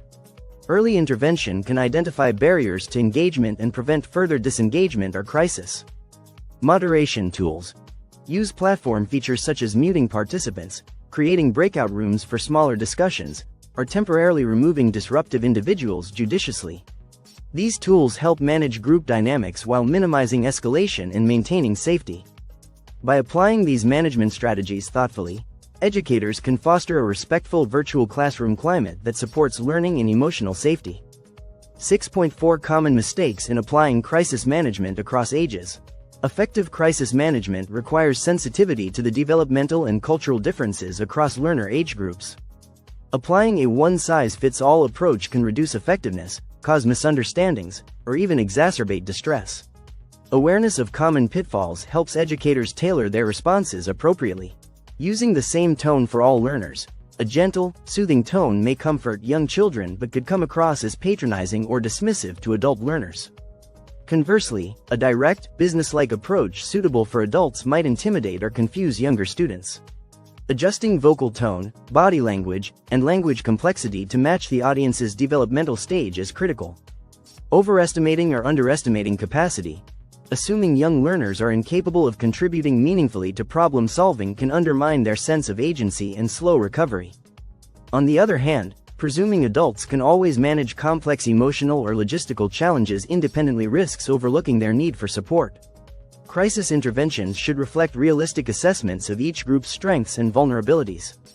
Ignoring cultural and developmental nuances. Failure to account for learners' cultural backgrounds, social norms, and developmental maturity can lead to misinterpretations or ineffective strategies. For example, communication styles and expectations around emotional expression vary widely and influence how crisis interventions are received. Overloading with information. Providing too much information or too many instructions at once, especially to younger learners, can overwhelm and increase anxiety. Clear, simple, and paced communication helps maintain attention and understanding during crisis management. By recognizing and avoiding these common mistakes, educators and crisis responders can deliver more compassionate, effective, and developmentally appropriate support across all age groups. 6.5 Real-world case studies. Case study 1 Elementary de-escalation success. A second grader began screaming and hiding under a desk when asked to present. The teacher knelt nearby, spoke softly, and said, "I'll sit here with you until you're ready." After 5 minutes of co-regulated breathing, the child whispered that they were scared of forgetting their lines. The teacher offered the choice to present with a friend, which the child accepted. Case study 2 High school conflict mediation. 2 students got into a shouting match over a group project. The teacher separated them, acknowledged both perspectives, and had each write down what they wanted as an outcome. The solutions were similar, and the conflict was resolved without administrative referral. Case study 3 Adult learner support. An evening class student confided that they were considering dropping out due to a sick parent. The instructor listened, suggested adjusting the course load, and connected the student with campus caregiving resources. The student stayed enrolled and completed the program. Chapter 7 Educator Collaboration in Support Systems. In times of crisis, the strength and unity of an educational institution often hinge on the collaboration and support systems available to educators. Whether navigating the behavioral challenges of young learners or supporting adult students through trauma-informed approaches, no educator should be expected to handle crises in isolation. This chapter focuses on the value of collaborative strategies, peer support, interdepartmental teamwork, and institutional backing to foster resilience among educators and ensure better outcomes for all learners. The importance of collaboration during crisis. Collaboration during a crisis is not merely beneficial, it is essential for effective response, recovery, and prevention. Educators and staff confronted with student behavioral challenges, community tragedies, or significant policy shifts greatly benefit from working together, sharing responsibilities, and reflecting collectively on incidents. This cooperative approach strengthens institutional capacity and resilience. Key benefits of collaboration include shared decision-making, pooling knowledge, perspectives, and resources lightens the burden on any single educator. Collaborative decision-making ensures more balanced, well-informed responses and fosters accountability across teams. Collective problem-solving. Crises often require rapid adaptation to changing circumstances. Working together enables creative, flexible solutions that individual actors might overlook. Collaboration leverages diverse expertise and encourages innovation under pressure. Emotional and psychological support. Facing crises can lead to stress, burnout, and compassion fatigue. Collaboration creates a network of emotional support, allowing educators to express concerns, share successes, and sustain morale. This social support is critical for maintaining well-being and professional effectiveness. Building a culture of trust. Ongoing collaboration nurtures trust within the institution, between colleagues, leadership, students, and families. Trust is foundational for transparent communication, cooperative problem-solving, and a positive climate, all vital during challenging times. By embedding collaboration into crisis management practices, schools and adult learning programs not only enhance their immediate response capabilities but also strengthen their long-term resilience and community cohesion. Peer support networks. Peer support networks can range from informal check-ins among coworkers to structured mentorship or peer coaching programs. These networks are particularly effective in both K-12 and adult learning environments where crises may be unpredictable or emotionally taxing. Key elements of successful peer support systems include regularly scheduled peer reflection sessions to discuss classroom events and behavioral incidents. Peer observation cycles where educators visit each other's classrooms and provide constructive feedback. Emotional check-ins, either formally via wellness surveys or informally in staff lounges and online groups. Such support allows educators to process difficult experiences, share best practices, and normalize the emotional toll of working with students affected by trauma or personal struggles. Cross-functional crisis response teams. Cross-functional crisis response teams play a pivotal role in effectively managing and preventing crises within educational settings. By bringing together staff from diverse roles, such as administrators, counselors, teachers, special education coordinators, security personnel, and community liaisons, these teams leverage a broad spectrum of expertise and perspectives to ensure a coordinated, comprehensive approach to crisis management. Key functions and benefits of effective crisis response teams include conducting risk assessments and developing action plans proactively. Teams engage in regular evaluations of potential risks within their institutions, identifying vulnerabilities and crafting detailed, actionable response plans. This proactive stance helps mitigate crises before they escalate. Regular meetings to review incident reports and refine protocols. Ongoing collaboration through scheduled meetings allows teams to analyze recent incidents, evaluate response effectiveness, and update protocols accordingly.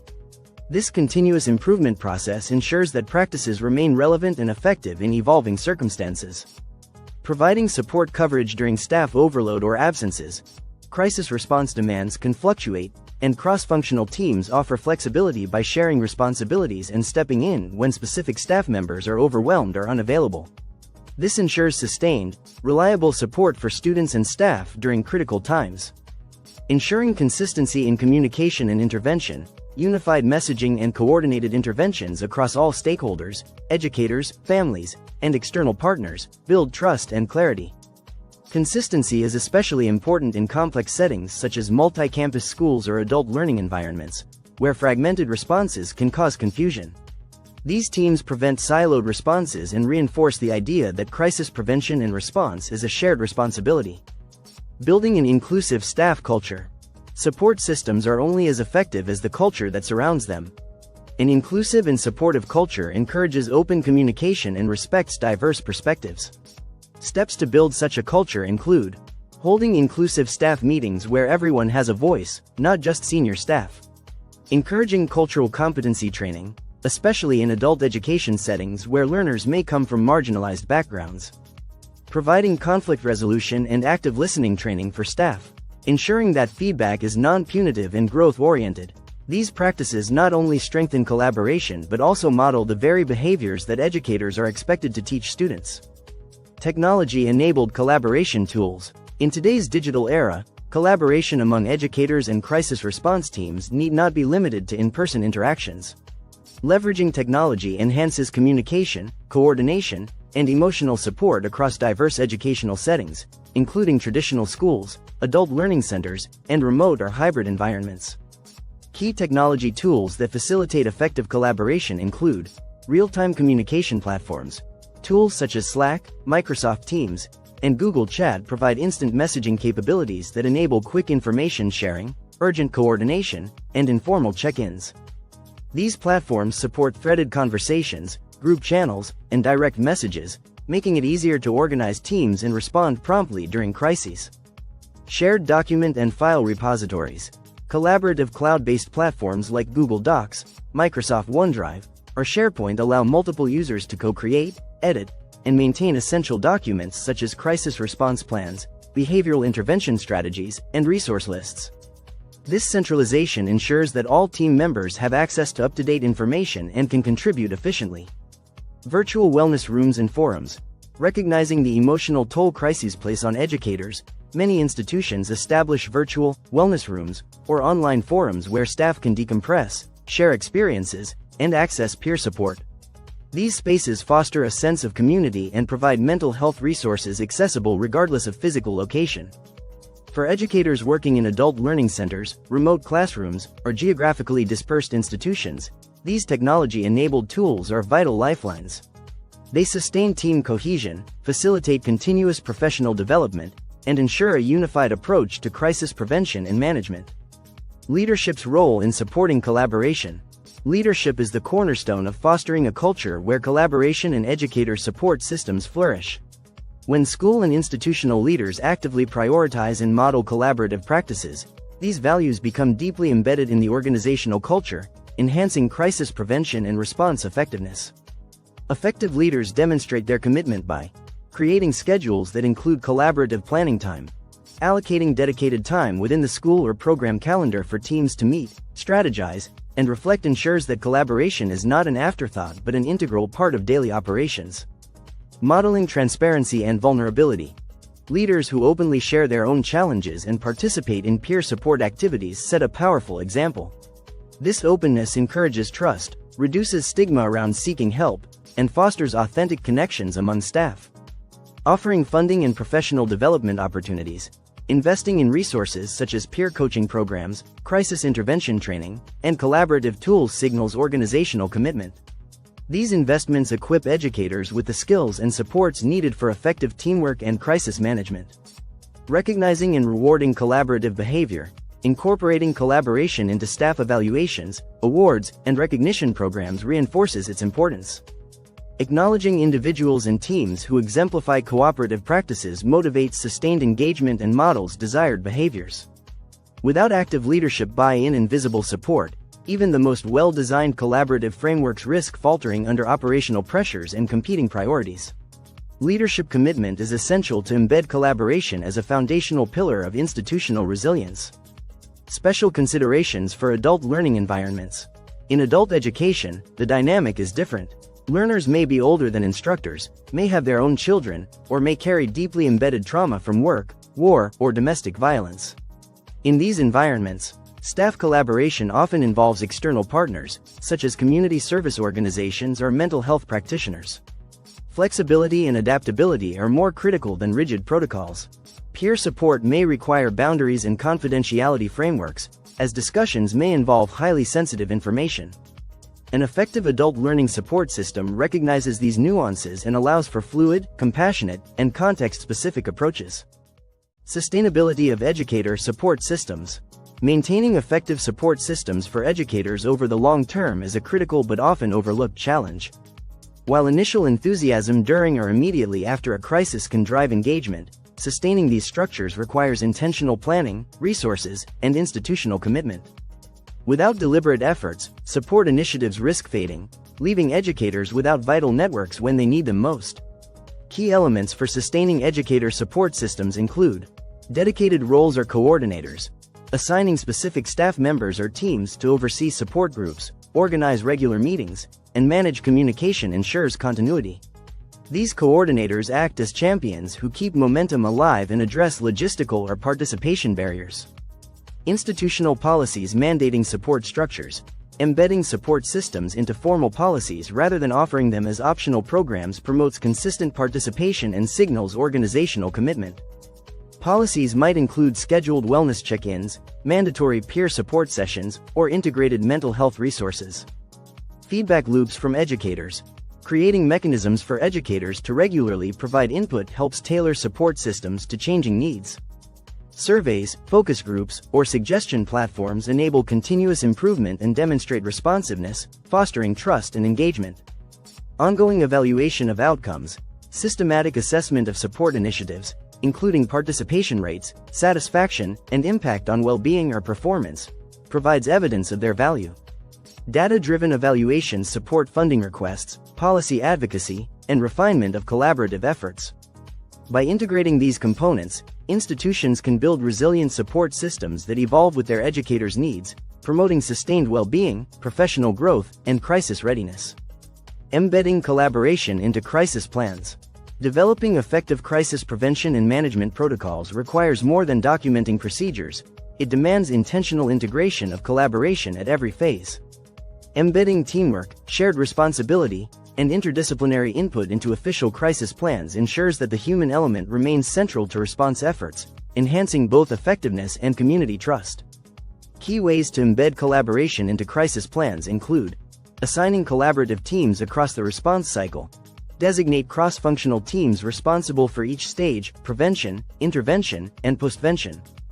This ensures diverse expertise and perspectives inform proactive measures, immediate responses, and recovery efforts. Collaborative ownership promotes cohesion and clarity throughout the crisis lifecycle, including interdisciplinary voices in every crisis debrief. Involve educators, counselors, administrators, security staff, and when appropriate, family or community representatives in post-crisis reviews. This holistic approach surfaces comprehensive insights, encourages shared learning, and builds consensus on improvements. Using collaborative feedback to continuously improve policies. Establish formal feedback mechanisms that gather input from all stakeholders involved in crisis management. Regularly revisiting and refining crisis plans based on this feedback fosters adaptability, relevance, and shared commitment to safety. By embedding collaboration in crisis plans, institutions move beyond checklists to create dynamic, people-centered strategies that can adapt to complex challenges and promote sustained resilience. Final thoughts. Crisis prevention is not a solo endeavor. For educational institutions to thrive in uncertain times, educators must be given opportunities to support one another professionally and emotionally. When collaboration is nurtured, educators feel seen, heard, and equipped, not just to teach, but to lead with resilience in the face of adversity. Introduction. After a crisis occurs in an educational setting, whether it's a violent incident, natural disaster, pandemic disruption, or a personal trauma affecting students or staff, the road to recovery is critical. Recovery and reintegration are not only about returning to normal, but also about healing, rebuilding trust, addressing emotional needs, and restoring a safe and supportive environment for learning. This chapter offers comprehensive guidance on developing and implementing effective crisis recovery and reintegration plans for both K-12 and adult learning environments. 8.1. Understanding crisis recovery. Crisis recovery is the critical phase following the immediate emergency response, during which efforts shift toward restoring normalcy, promoting healing, and rebuilding the educational community. This stage focuses on addressing the physical, emotional, and organizational impacts of the crisis, recognizing that recovery is a gradual, multifaceted process that requires sustained attention and resources. Key components of crisis recovery include mental health support for students and staff, providing access to counseling, trauma-informed care, and peer support networks helps individuals process their experiences, manage stress, and rebuild emotional resilience. Tailored interventions recognize diverse needs and foster psychological safety. Assessment of physical and emotional safety. Evaluating the learning environment ensures that facilities are secure and that emotional climates support trust and well-being. This includes inspecting infrastructure for damage, revisiting safety protocols, and identifying ongoing risks. Repairing damaged infrastructure or routines. Physical repairs to buildings and restoration of daily schedules and procedures help reestablish structure and predictability, which are essential for a sense of security and effective learning. Re-engaging learners and educators, active efforts to reconnect students and staff through outreach, flexible scheduling, and inclusive activities support reintegration and help mitigate the academic and social disruptions caused by the crisis. Evaluating what happened and why.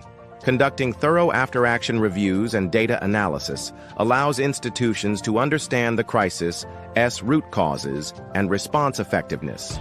These insights guide improvements to preparedness, prevention, and recovery planning. It is important to recognize that recovery is not a linear or uniform process. Depending on the nature and severity of the crisis, full restoration may take weeks, months, or longer. Patience, flexibility, and continuous support are essential to fostering long-term healing and resilience within the educational community. 8.2. Psychological and emotional reintegration. Trauma can severely impact a learner's ability to focus, engage, and learn. Recovery should include access to school counselors or mental health professionals, psychoeducation on trauma and stress reactions for students and staff, peer support groups or circles, trauma-informed classrooms, activities that rebuild a sense of belonging and trust. For adult learners, this might include counseling services, schedule flexibility, and safe spaces for sharing experiences. 8.3. Academic reintegration strategies. Following a crisis, students often face academic challenges stemming from trauma, absence, or disrupted routines. Thoughtfully designed reintegration strategies can ease their return to learning, promote success, and support emotional recovery. Tailoring accommodations to individual needs helps rebuild confidence and academic momentum. Key strategies include gradual re-entry programs. Phased reintroduction to academic responsibilities allows students to adjust at a manageable pace. This may involve reduced course loads, shortened school days, or staggered schedules, providing time to rebuild stamina and focus without overwhelming stress. Modified assignments or flexible deadlines. Adjusting the quantity, complexity, or timing of assignments accommodates learners who need extra time to catch up or process material. Flexibility reduces pressure and fosters a supportive environment that prioritizes healing alongside academic progress. One-on-one tutoring or peer mentorship. Personalized academic support addresses specific gaps and offers encouragement. Tutors and mentors not only assist with content mastery, but also help students rebuild study skills and motivation. Recovery curriculum focusing on emotional literacy alongside academics. Integrating social-emotional learning into academic content helps students process their experiences and develop coping skills. Lessons on emotional regulation, communication, and resilience complement traditional subjects and support holistic recovery. 8.4. Rebuilding school culture and climate. A school's climate can be fractured by crisis. To rebuild, reinforce core values like respect, empathy, and resilience. Hold community circles or assemblies to rebuild collective strength. Use restorative practices to address harm and conflict. Encourage collaboration among staff, students, and parents. Reinforcing a culture of safety, care, and unity helps prevent further trauma. 8.5. Support for educators and staff.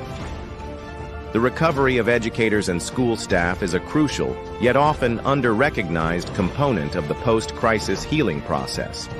As frontline caregivers and the backbone of educational continuity, their emotional well-being directly influences their capacity to support students effectively.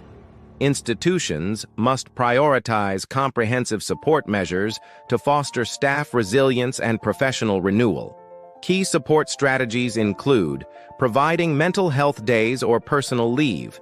Offering dedicated time off acknowledges the emotional toll crises can take on staff. Mental health days or flexible personal leave policies enable educators to rest, recharge, and address their well-being without stigma or penalty. Access to staff counseling services or support groups. Confidential counseling and peer support groups create safe spaces for staff to process trauma, share experiences, and develop coping strategies. These services help prevent burnout and promote collective healing. Team debriefs to share emotions and reflect on response effectiveness.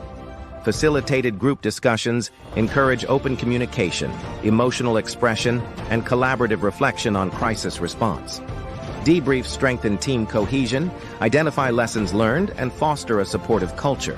Professional development on trauma-informed teaching and resilience building. Training equips educators with knowledge and skills to manage their own stress while effectively supporting traumatized students. Topics may include recognizing trauma symptoms, applying trauma-sensitive instructional strategies, and building personal and professional resilience. 8.6. Family and community engagement. A successful reintegration plan involves families and community stakeholders. Hold informational sessions for families about the school's recovery efforts. Provide resources and referrals for mental health services. Create feedback channels to listen to parent concerns. Partner with community organizations for ongoing support. Strong partnerships enhance both communication and care systems. 8.7. Monitoring and evaluation of recovery efforts. Effective recovery from a crisis requires ongoing monitoring and evaluation to ensure that support measures are meeting the needs of students, staff, and families, and to guide continuous improvement. Evaluating recovery efforts helps educational institutions identify successes, challenges, and areas needing adjustment, thereby enhancing preparedness for future incidents. Key components include surveys and interviews with students, staff, and families. Collecting direct feedback through surveys, focus groups, and individual interviews provides valuable insights into the lived experiences of community members. These qualitative and quantitative data help assess the emotional, academic, and social impacts of recovery initiatives. Regular team meetings to assess progress and make adjustments. Recovery teams should convene frequently to review collected data, discuss observations, and collaboratively refine strategies. This ongoing dialogue promotes accountability, fosters shared ownership, and allows for agile responses to emerging needs. Indicators of reintegration success.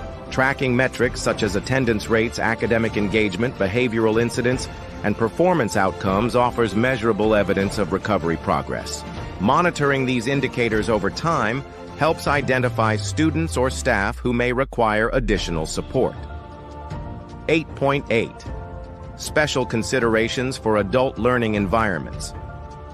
Adult learners often face compounded stressors, family responsibilities, employment, financial hardship, making recovery more complex. In these environments, ensure privacy and confidentiality in offering support. Provide virtual counseling and teletherapy options. Consider peer coaching or mentorship programs. Allow greater autonomy and choice in reentry planning. Flexibility and compassion are key to successful reintegration. 8.9. Role of leadership and the American crisis. Prevention and Management Association School. Leaders must model calm, transparent, and supportive behavior. They should communicate regularly and clearly with all stakeholders. Build a visible presence in classrooms and gatherings. Acknowledge collective grief and resilience. The American Crisis. Prevention and Management Association, ACPMA, recommends developing customized reintegration plans based on trauma-informed practices, learner diversity, and school climate audits. Their frameworks empower educators to promote recovery while preparing for future challenges. 8.10. long-term recovery, and institutional learning recovery. Following a crisis is not simply a phase to close out. It represents an ongoing opportunity for growth, reflection, and systemic improvement. By viewing recovery as part of a continuous improvement cycle, educational institutions can strengthen their capacity to respond to future challenges while fostering a culture of resilience and adaptation. Key practices for embedding long-term recovery and learning include archiving lessons learned and updating policies. Systematically document insights gained from crisis response and recovery efforts. Use these lessons to revise and enhance school or institutional policies, ensuring they reflect real-world experiences and evolving best practices. Providing year-round mental health programming. Sustain mental health initiatives beyond immediate post-crisis periods. Integrate ongoing counseling, wellness workshops, peer support groups, and awareness campaigns to maintain emotional well-being as a core institutional priority. Embedding crisis recovery into strategic planning. Incorporate recovery frameworks and resilience goals into the institution's long-term strategic plans.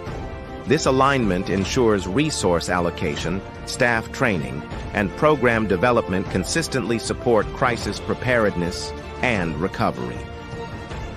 Celebrating resilience and growth through events and storytelling. Recognize the strength and progress of the school community by hosting events that honor recovery milestones and share personal stories. These practices build communal bonds, acknowledge challenges overcome, and inspire hope. By embracing recovery as a transformative process, schools cultivate an environment where continuous learning and sustainability are central, empowering all members to thrive even in the face of adversity. Conclusion: crisis recovery is not a return to normal, but a path to renewed purpose and stronger community bonds. Thoughtful reintegration plans foster healing, resilience, and growth, ensuring that every learner, young or adult, re-enters a space of safety, dignity, and possibility. Chapter 9: Leveraging Technology in Crisis Prevention. Introduction. Technology has become an integral part of modern education, but its potential goes beyond learning and instruction. In recent years, it has emerged as a powerful ally in crisis prevention, intervention, communication, and recovery.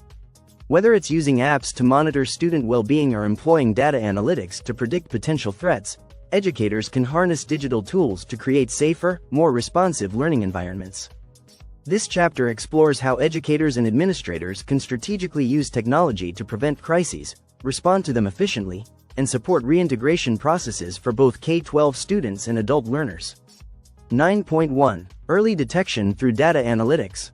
The advancement of digital technology has empowered educational institutions with sophisticated platforms that collect and analyze diverse data points, ranging from attendance records and academic performance to behavioral trends and mental health indicators. This wealth of information offers critical insights that enable early identification of students who may be at heightened risk for crises, thereby facilitating timely and targeted interventions. Key indicators to monitor include declining grades or attendance. Sudden or sustained drops in academic achievement or frequent absences can signal underlying issues such as mental health struggles, family difficulties, or disengagement from the learning environment. Sudden behavioral changes. Shifts in behavior, such as increased aggression, anxiety, or withdrawal, may indicate emotional distress or external stressors impacting the student's well-being. Increased disciplinary incidents. A rise in disciplinary referrals or incidents can reflect escalating challenges in self-regulation or coping, highlighting the need for additional support. Repeated social withdrawal. Persistent isolation from peers or refusal to participate in social activities can be an early red flag for depression, bullying, or trauma. By leveraging platforms such as Panorama Education or PowerSchool, educators and administrators can aggregate and visualize these data trends across individual students or groups. These tools offer customizable dashboards and alerts that help prioritize cases requiring immediate attention. Early detection through data analytics allows schools to move from reactive crisis management toward proactive prevention, enhancing the likelihood of positive outcomes. Moreover, integrating data analytics with multidisciplinary team reviews ensures that insights are contextualized with qualitative information, leading to more holistic intervention plans. This approach not only supports at-risk students more effectively but also informs broader policy and program development aimed at fostering a safer, healthier educational environment. 9.2. Digital mental health tools. Technology has significantly broadened the scope and accessibility of mental health support within educational environments, addressing traditional barriers such as stigma, geography, and limited resources. These digital tools empower students and adult learners alike to engage with mental wellness resources in ways that are convenient, confidential, and tailored to their individual needs. Key digital tools include mood tracking apps, e.g., Moodmeter, Sanvelo. These apps enable users to regularly log their emotional states and mood fluctuations, fostering self-awareness and early recognition of distress. Educators and counselors can use aggregated, anonymized data from such tools to identify broader trends and tailor interventions. Anonymous reporting tools for bullying or distress, e.g., Stop It, Safe to Tell. These platforms provide safe channels for students to report bullying, harassment, or personal crises without fear of reprisal. Anonymous reporting encourages transparency and helps institutions respond swiftly to issues that might otherwise go unreported. Virtual counseling platforms.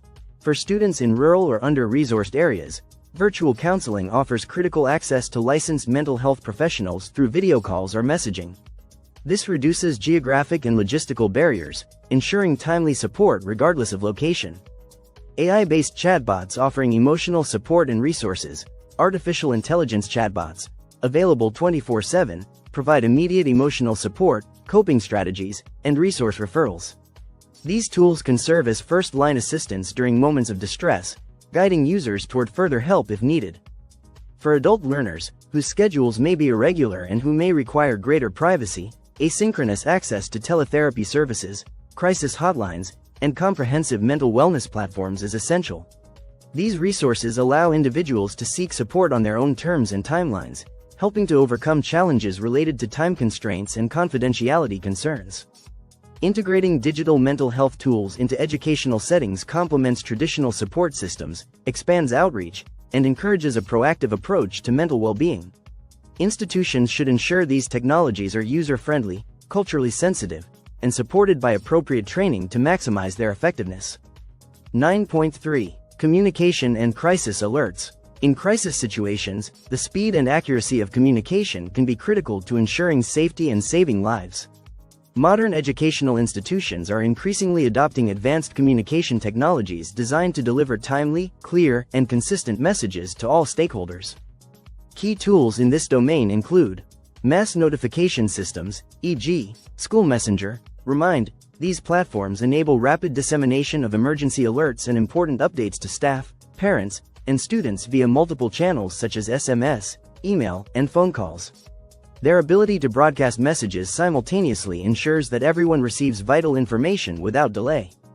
Real-time messaging platforms, e.g., Slack, Microsoft Teams, for internal coordination. These tools facilitate instant, organized communication among crisis response teams and staff members.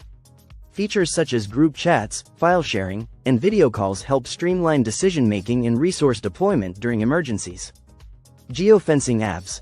These applications use GPS technology to monitor and track student locations during field trips, evacuations, or lockdowns. Geofencing allows staff to quickly verify attendance and ensure no one is left behind, enhancing overall accountability and safety. Digital signage systems. Strategically placed screens across school campuses can broadcast instant alerts, evacuation instructions, or safety reminders in real time. Visual cues are especially helpful for visitors or individuals who may not have immediate access to personal devices. Together, these technologies create a comprehensive communication network that supports rapid information flow and coordinated responses. This is particularly crucial in large or multi-campus institutions where disseminating consistent and timely messages can be challenging. By leveraging these tools, schools strengthen their emergency preparedness and enhance community confidence in their crisis management capabilities. 9.4. Learning continuity in times of crisis. Crises such as natural disasters, pandemics, or other emergencies can abruptly disrupt traditional in-person instruction, posing significant challenges to maintaining educational continuity. In these situations, technology plays a crucial role in ensuring that learning remains accessible, flexible, and effective despite physical barriers. Key technological supports include learning management systems, LMS, like Google Classroom, Canvas, or Moodle. These platforms provide centralized hubs where educators can distribute instructional materials, assignments, assessments, and feedback. LMSs facilitate asynchronous learning, allowing students to access content anytime and anywhere, which is especially vital during extended disruptions. Video conferencing tools such as Zoom or Microsoft Teams. Synchronous virtual classrooms enable real-time interaction, fostering engagement and connection between educators and learners. These tools support discussions, collaborative projects, and immediate clarification of concepts, helping to replicate elements of in-person instruction. Offline learning kits integrated with technology.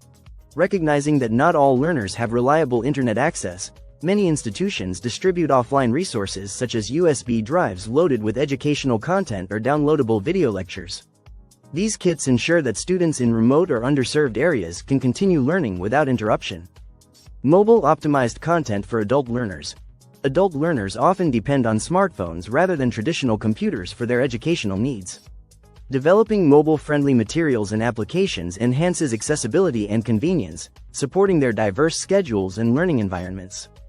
By leveraging these technologies, educational institutions can sustain instructional momentum during crises, minimizing learning loss and supporting the academic and emotional well-being of students and adult learners alike.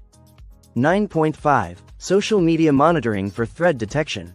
While social media monitoring raises important privacy and ethical considerations, many educational institutions have begun leveraging AI-powered tools to proactively detect potential threats and intervene before crises escalate. These technologies scan publicly available student digital activity, helping schools identify warning signs related to safety and well-being. Common uses of social media monitoring tools include detecting plans or indicators of school violence. Monitoring platforms analyze posts, messages, and shared content for language or imagery suggesting potential threats, enabling early intervention by school security or law enforcement agencies. Identifying cyberbullying and harassment. These tools help flag instances of harmful online behavior that might otherwise go unnoticed by educators, facilitating timely support for affected students and disciplinary action when appropriate. Spotting mental health crises expressed online.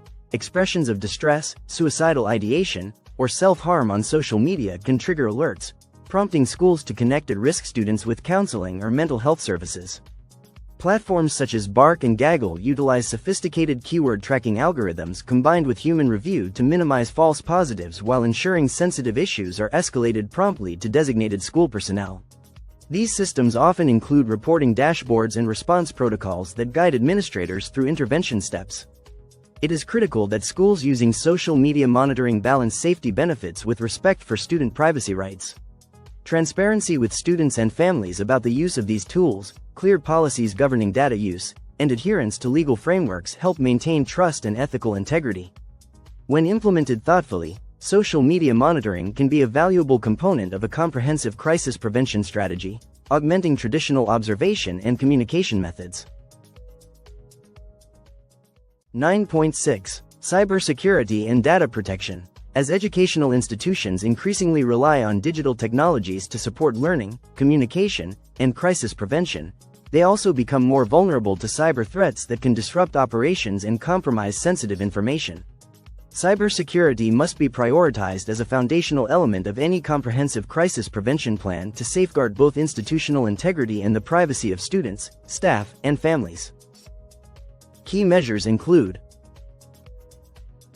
use multi-factor authentication, MFA, for all systems. Implementing MFA adds an essential layer of security by requiring users to verify their identity through multiple methods, e.g., passwords plus a code sent to a phone. This significantly reduces the risk of unauthorized access to critical platforms, including LMS, communication systems, and administrative databases. Regularly train staff and students on cyber hygiene. Ongoing education about recognizing phishing attempts, using strong passwords, avoiding suspicious links, and safeguarding personal data empowers the entire school community to be active participants in cybersecurity. Training should be updated frequently to address evolving threats and new technologies. Back up critical data and develop cyber incident response plans. Regular backups ensure that important educational content, student records, and administrative data can be restored quickly in case of ransomware attacks or system failures. A well-documented response plan defines roles, communication protocols, and recovery procedures, enabling a swift and coordinated reaction to minimize disruption. Partner with cybersecurity experts to assess risks and secure networks. Engaging external specialists helps schools identify vulnerabilities, implement best practices, and maintain compliance with legal and regulatory requirements. Cybersecurity audits and penetration testing provide ongoing assurance that defenses remain robust. Cyber attacks targeting educational institutions can lead to data breaches exposing personal information, ransom demands that halt instructional activities, and significant interruptions to essential services. By treating cybersecurity as a critical component of crisis prevention, schools not only protect their digital assets but also preserve trust and continuity in their educational mission. 9.7. Training simulations in virtual reality. Innovative educational institutions are increasingly adopting virtual reality, VR, and simulation-based training as powerful tools to prepare staff and students for a wide range of crisis scenarios. These immersive technologies provide realistic, interactive environments where individuals can practice appropriate responses in a controlled, safe setting. Key applications include emergency drills, e.g., fire, lockdown, earthquake. VR simulations recreate high-pressure situations, allowing participants to experience and navigate emergency protocols without the logistical challenges and potential stress of live drills.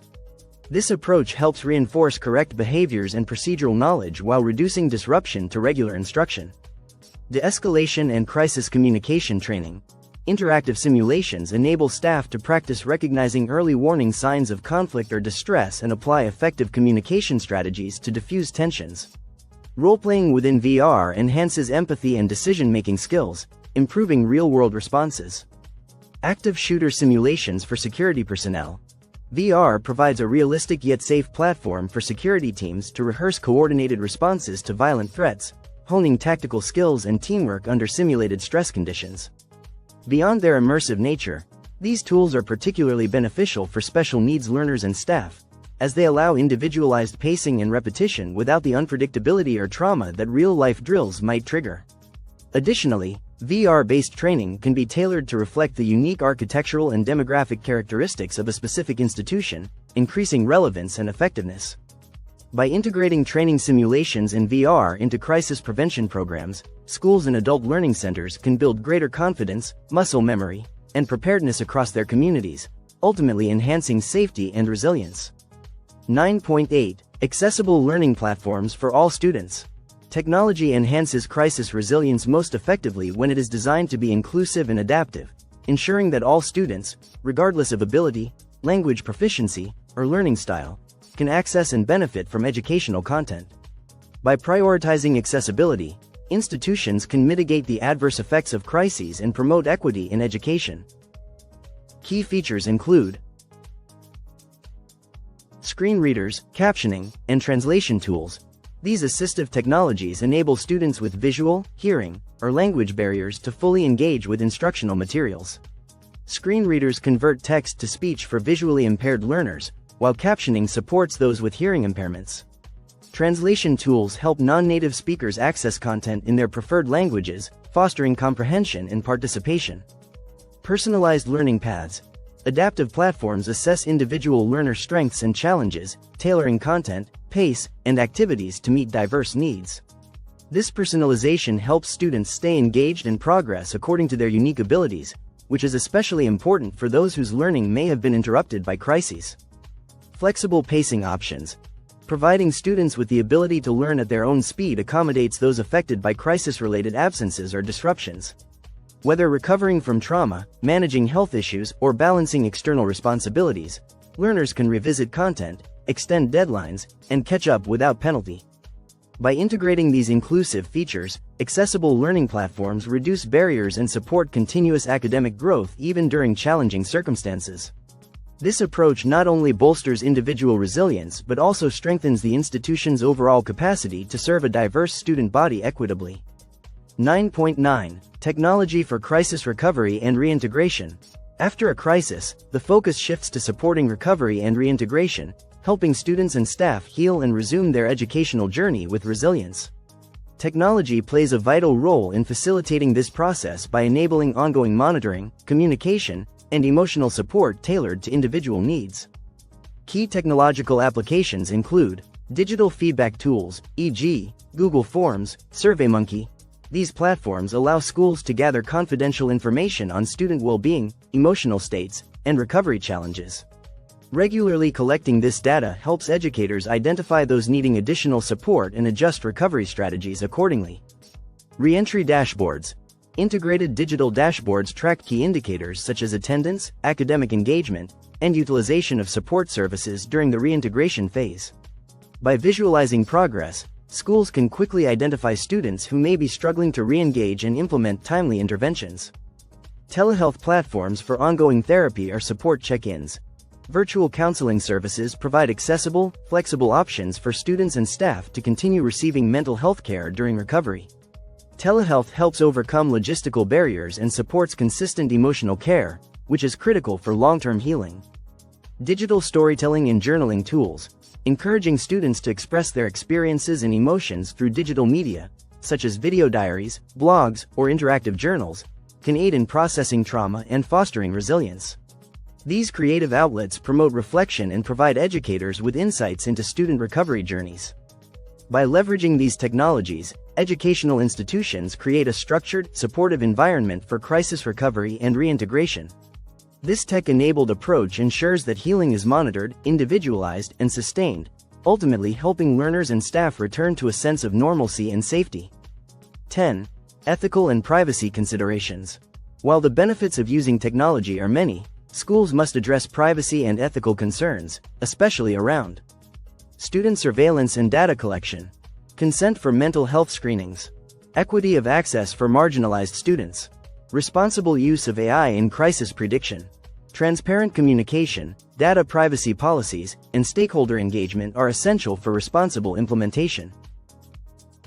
Conclusion. Technology is not a silver bullet, but when used intentionally, it becomes a critical part of a comprehensive crisis prevention and management system. From early detection to recovery, digital tools can support mental health, enhance communication, and ensure continuity in education. As technology evolves, educators must balance innovation with ethics to create safe, inclusive, and resilient learning environments. Chapter 10: Sustaining Crisis Prevention Efforts, Monitoring, Evaluation, and Improvement. Effective crisis prevention in educational settings, whether K-12 or adult learning environments, does not end with the implementation of strategies. The sustainability of any crisis prevention initiative depends on systematic monitoring, thorough evaluation, and a commitment to continuous improvement. These components ensure that interventions remain relevant, responsive, and effective over time.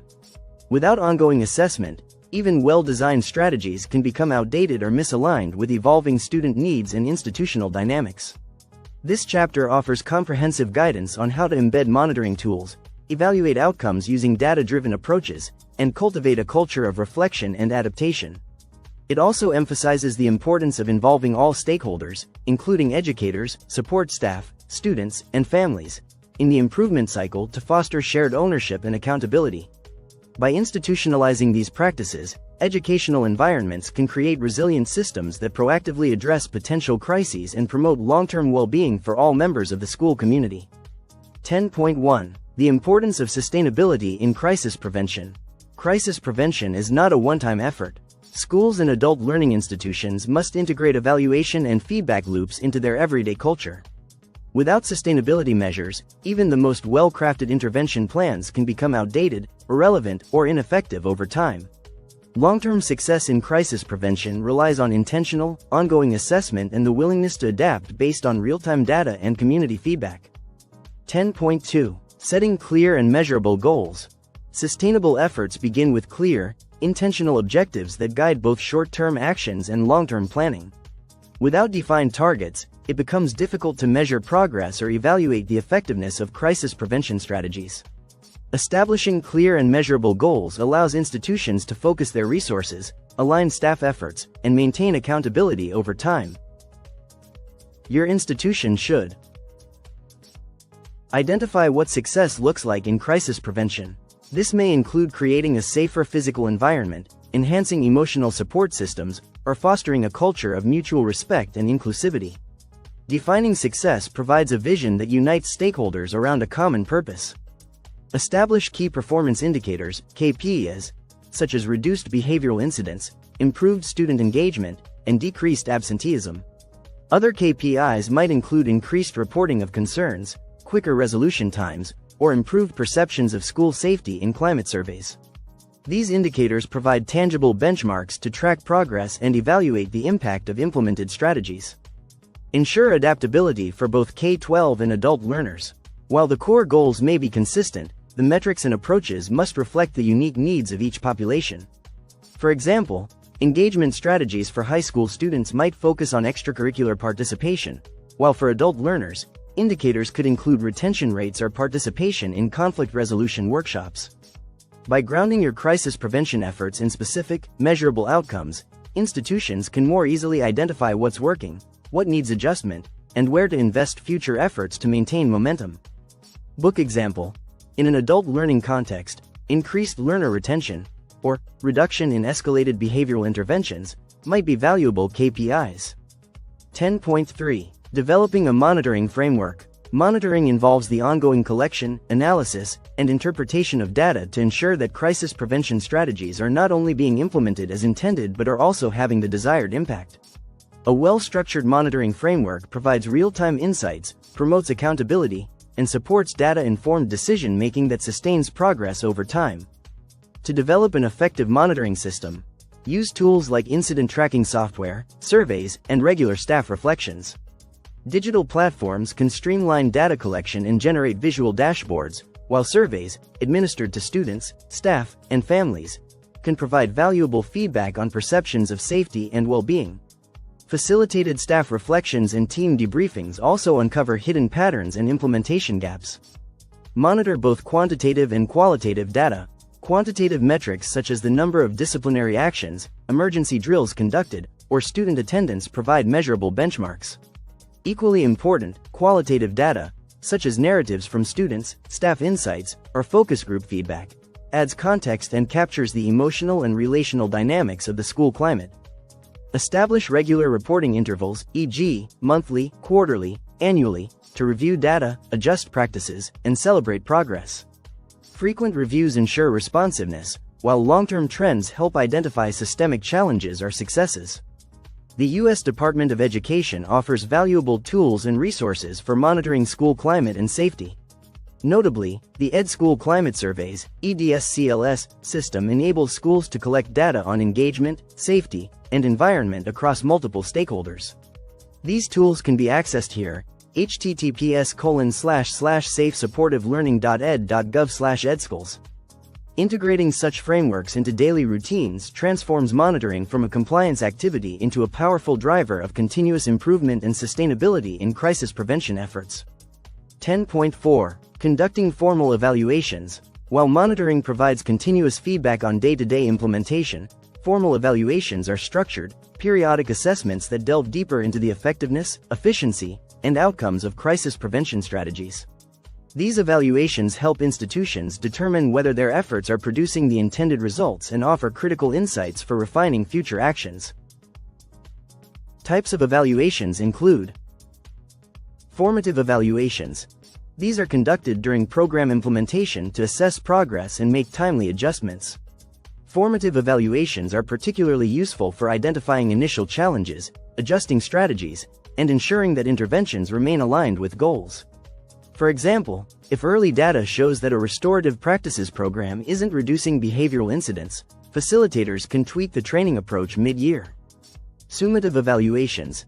These are conducted at the end of a defined cycle, e.g., semester, school year, or multi-year plan, to assess the overall impact and success of the implemented strategies.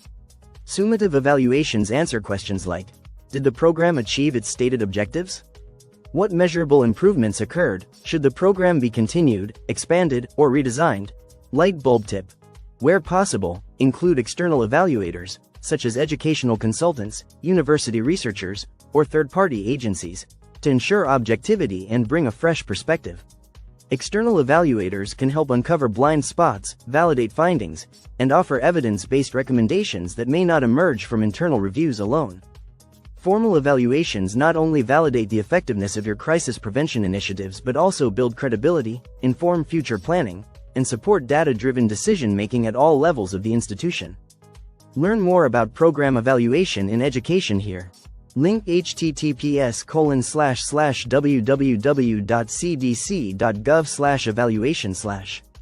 10.5 Using feedback loops. Information gathered through monitoring and evaluation must not sit idle. It should directly inform planning, policy adjustments, and on-the-ground practices. Creating intentional feedback loops ensures that data becomes actionable and that crisis prevention strategies evolve based on real-world experience and stakeholder perspectives. These loops promote a culture of reflection, responsiveness, and shared ownership of school safety and wellness. To create effective feedback loops, host regular review meetings with staff.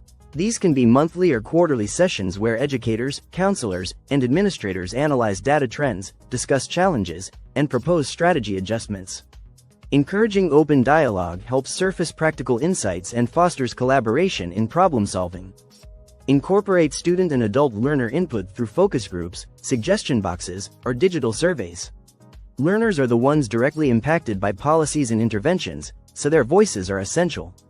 Gathering input from diverse groups, including marginalized or underrepresented populations, ensures that strategies are inclusive and equitable. Revisit and revise protocols based on feedback and evidence. Crisis prevention is not static. Policies and procedures must be reviewed and refined regularly in light of new data, stakeholder input, and emerging best practices. Whether it's adjusting the timing of conflict resolution programs or improving communication methods, small, data-informed changes can lead to significant improvements over time. When feedback loops are fully integrated into institutional processes, schools become more agile, transparent, and community-centered, better equipped to meet evolving needs and sustain long-term crisis prevention success. 10.6 Continuous professional development. An essential part of sustaining effective crisis prevention is investing in ongoing professional development. As student needs evolve and new challenges emerge, educators and staff must be equipped with up-to-date knowledge, practical tools, and reflective practices to respond effectively. Continuous learning ensures that crisis prevention strategies remain relevant, responsive, and rooted in best practices. Key elements of sustainable professional development include scheduling annual refresher courses on critical topics such as de-escalation techniques, trauma-informed practices, mental health awareness, and cultural competence. These trainings help educators manage crises calmly, understand diverse student experiences, and create safer, more inclusive learning environments. Encouraging peer learning and inter-school collaboration.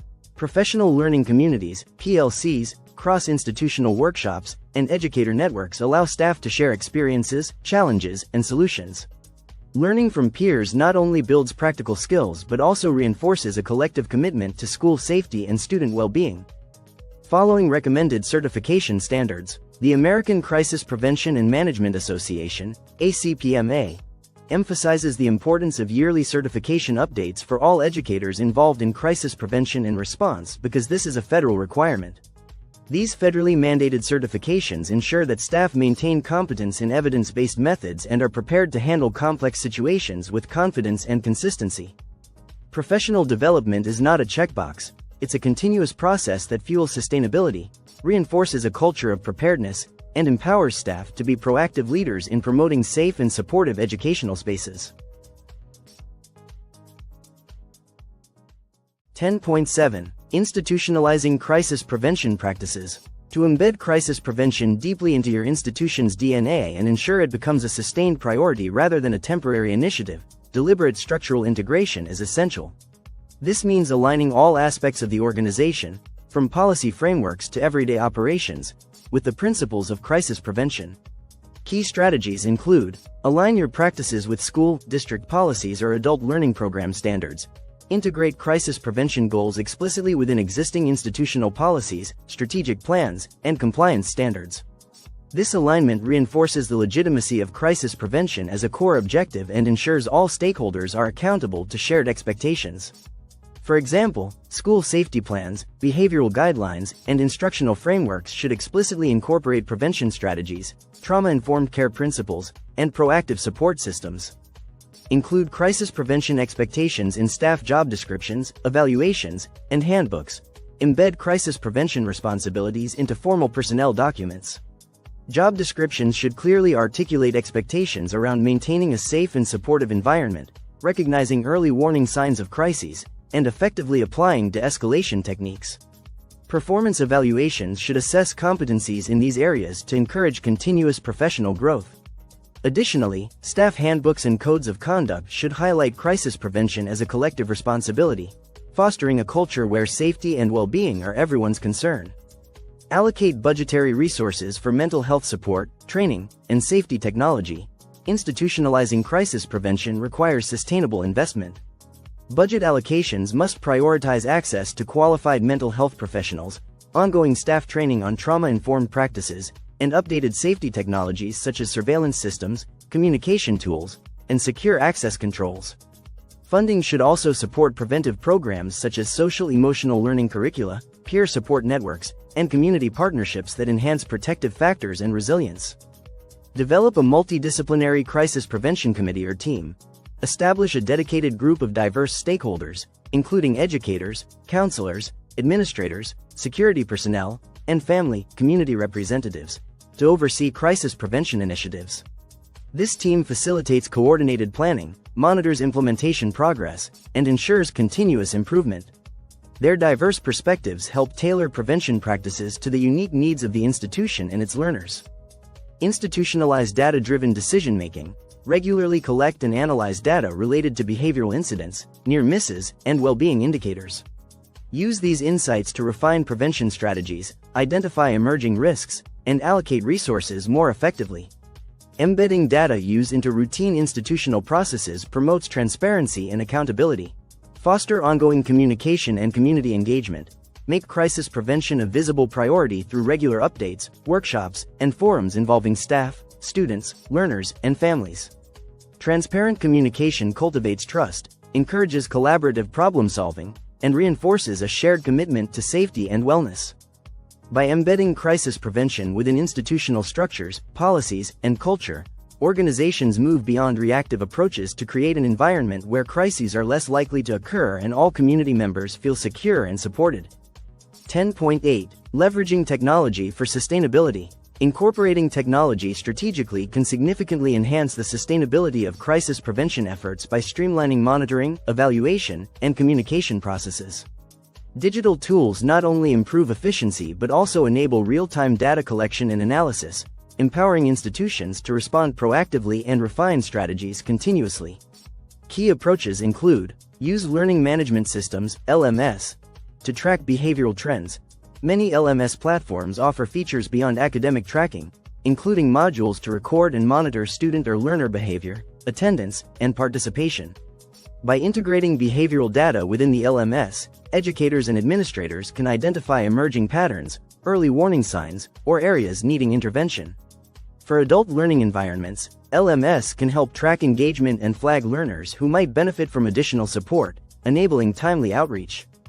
Deploy mobile apps for incident reporting. Mobile applications designed for incident reporting empower staff, students, and community members to quickly and confidentially report safety concerns, behavioral issues, or near-miss incidents. These apps often include options for attaching photos, location tagging, and automatic escalation protocols, which streamline communication and reduce reporting delays. User-friendly reporting tools encourage greater participation and provide a richer data set for evaluation. Analyze data dashboards for patterns. Digital dashboards aggregate data from multiple sources, incident reports, behavioral tracking, attendance records, and more, into visually intuitive charts and graphs. Regularly reviewing these dashboards allows crisis prevention teams to identify trends, hotspots, and the effectiveness of interventions. Interactive dashboards can be customized to highlight key performance indicators, facilitating data-driven decision-making and transparent communication with stakeholders. Implement automated alerts and reminders. Technology can automate notifications to relevant personnel when certain thresholds or criteria are met, e.g., multiple reports from the same location or repeated behavioral incidents involving the same individual. Automated alerts ensure prompt attention to potential crises, reducing response time and enhancing safety. Leverage virtual training platforms and resources. Online training modules, webinars, and virtual simulations offer flexible and scalable ways to provide ongoing crisis prevention education. These platforms can track completion rates, quiz results, and skill development, ensuring staff remain current with best practices without interrupting their schedules. Utilize communication platforms for coordinated responses. Secure messaging apps and collaboration tools enable multidisciplinary crisis teams to communicate instantly during incidents, coordinate interventions, and document actions taken. This technology supports a seamless and unified response, critical to effective crisis management. By thoughtfully integrating technology into crisis prevention frameworks, institutions can sustain momentum, improve accuracy in monitoring, and foster a culture of continuous learning and adaptation. 10.9. Community and stakeholder engagement. Engaging community members and external stakeholders is vital for sustaining effective crisis prevention efforts. When schools or adult learning programs maintain open channels of communication and foster collaboration with their wider communities, they build trust, improve transparency, and create a shared sense of responsibility for safety and well-being.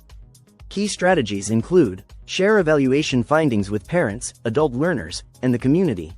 Regularly communicating the outcomes of monitoring and evaluation processes helps keep stakeholders informed about progress, challenges, and areas needing support. Transparent sharing of data and reports, through newsletters, community meetings, or digital platforms, promotes accountability and allows for collective problem-solving. Tailor communications to be accessible and culturally sensitive to ensure understanding and engagement. Collaborate with local mental health agencies or crisis response teams. Partnerships with external experts enhance the institution's capacity to prevent and respond to crises. Mental health professionals can provide specialized training, direct services, and consultation, while crisis response teams offer immediate assistance during emergencies. These collaborations also facilitate referrals and continuity of care beyond the institution, creating a stronger support network for learners and staff. Establish advisory boards or community panels to guide long-term planning. Forming diverse groups that include parents, learners, mental health providers, law enforcement, and community leaders ensures multiple perspectives inform crisis prevention strategies. These advisory bodies can provide valuable feedback, identify emerging community concerns, and help align institutional efforts with local needs and resources. Their involvement signals a genuine commitment to inclusivity and shared ownership of safety initiatives. Engage families through workshops and resources, offering educational sessions on crisis prevention topics, such as recognizing signs of distress, effective communication, and supporting mental health, empowers families to reinforce prevention practices at home. Providing accessible resources and support lines fosters a holistic approach to well-being that extends beyond institutional walls. Promote community awareness campaigns. Coordinated efforts to raise awareness about crisis prevention within the broader community help reduce stigma, encourage early intervention, and cultivate a culture of care. Utilizing social media, local events, and partnerships with community organizations amplifies these messages and fosters collective resilience. By embedding community and stakeholder engagement into crisis prevention frameworks, institutions enhance their capacity to create safe, supportive, and responsive environments where everyone plays a role in fostering well-being. 10.10. Adapting to change. Educational environments are constantly evolving, and effective crisis prevention programs must remain flexible and responsive to these dynamic conditions. Staying adaptive ensures that prevention efforts remain relevant and effective amidst ongoing changes. Key areas to consider include: policy changes. Local, state, or federal educational institutions must continually monitor and incorporate updates in laws, regulations, and guidelines related to safety, mental health, and student rights. Proactively adjusting policies and procedures in response to these changes helps maintain compliance, protects the institution, and ensures that crisis prevention strategies align with current legal and ethical standards. Emerging threats, e.g., cyberbullying, pandemic-related trauma. New challenges frequently arise that affect learner well-being and safety. For instance, the rise of digital technologies has brought cyberbullying to the forefront, requiring updated prevention approaches that address online behaviors. Similarly, crises like the COVID-19 pandemic have introduced unique stressors and traumas that must be integrated into prevention and support frameworks. Being alert to such evolving threats allows institutions to anticipate risks and implement timely, targeted interventions. Shifting demographics and learning needs.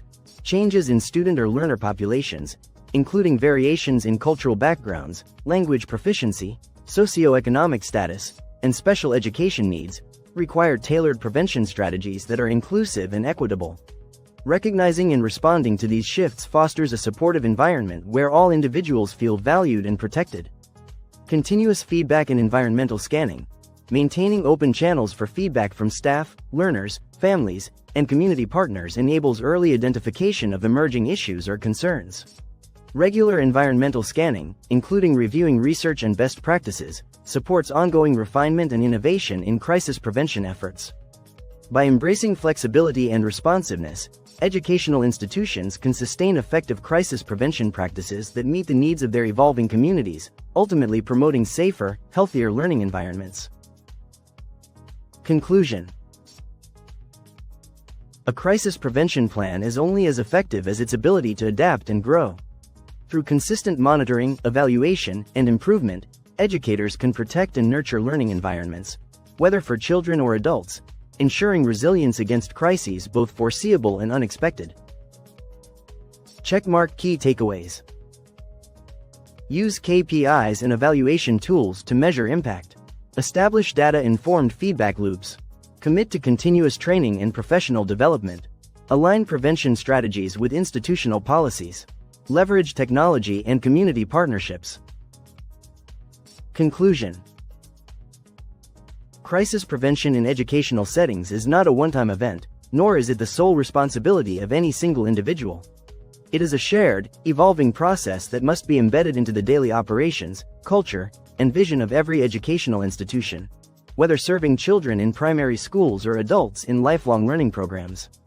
This book reaffirms that effective crisis prevention must be proactive, not reactive, inclusive of diverse learner populations and age groups, rooted in equity, care, and communication, backed by ongoing professional development, informed by data, reflection, and collaboration. Importantly, the American Crisis Prevention and Management Association, ACPMA, emphasizes that prevention is most effective when educators are supported, learners are heard, and communities are engaged. As you move forward, remember that even small changes, like improving communication channels, hosting mental health awareness workshops, or reviewing classroom management practices, can lead to meaningful outcomes. Crisis prevention is a journey, and every educator, policymaker, and stakeholder has a role to play. Let this guide serve as both a foundation and an inspiration. Use it, adapt it, expand on it, and most importantly, act on it.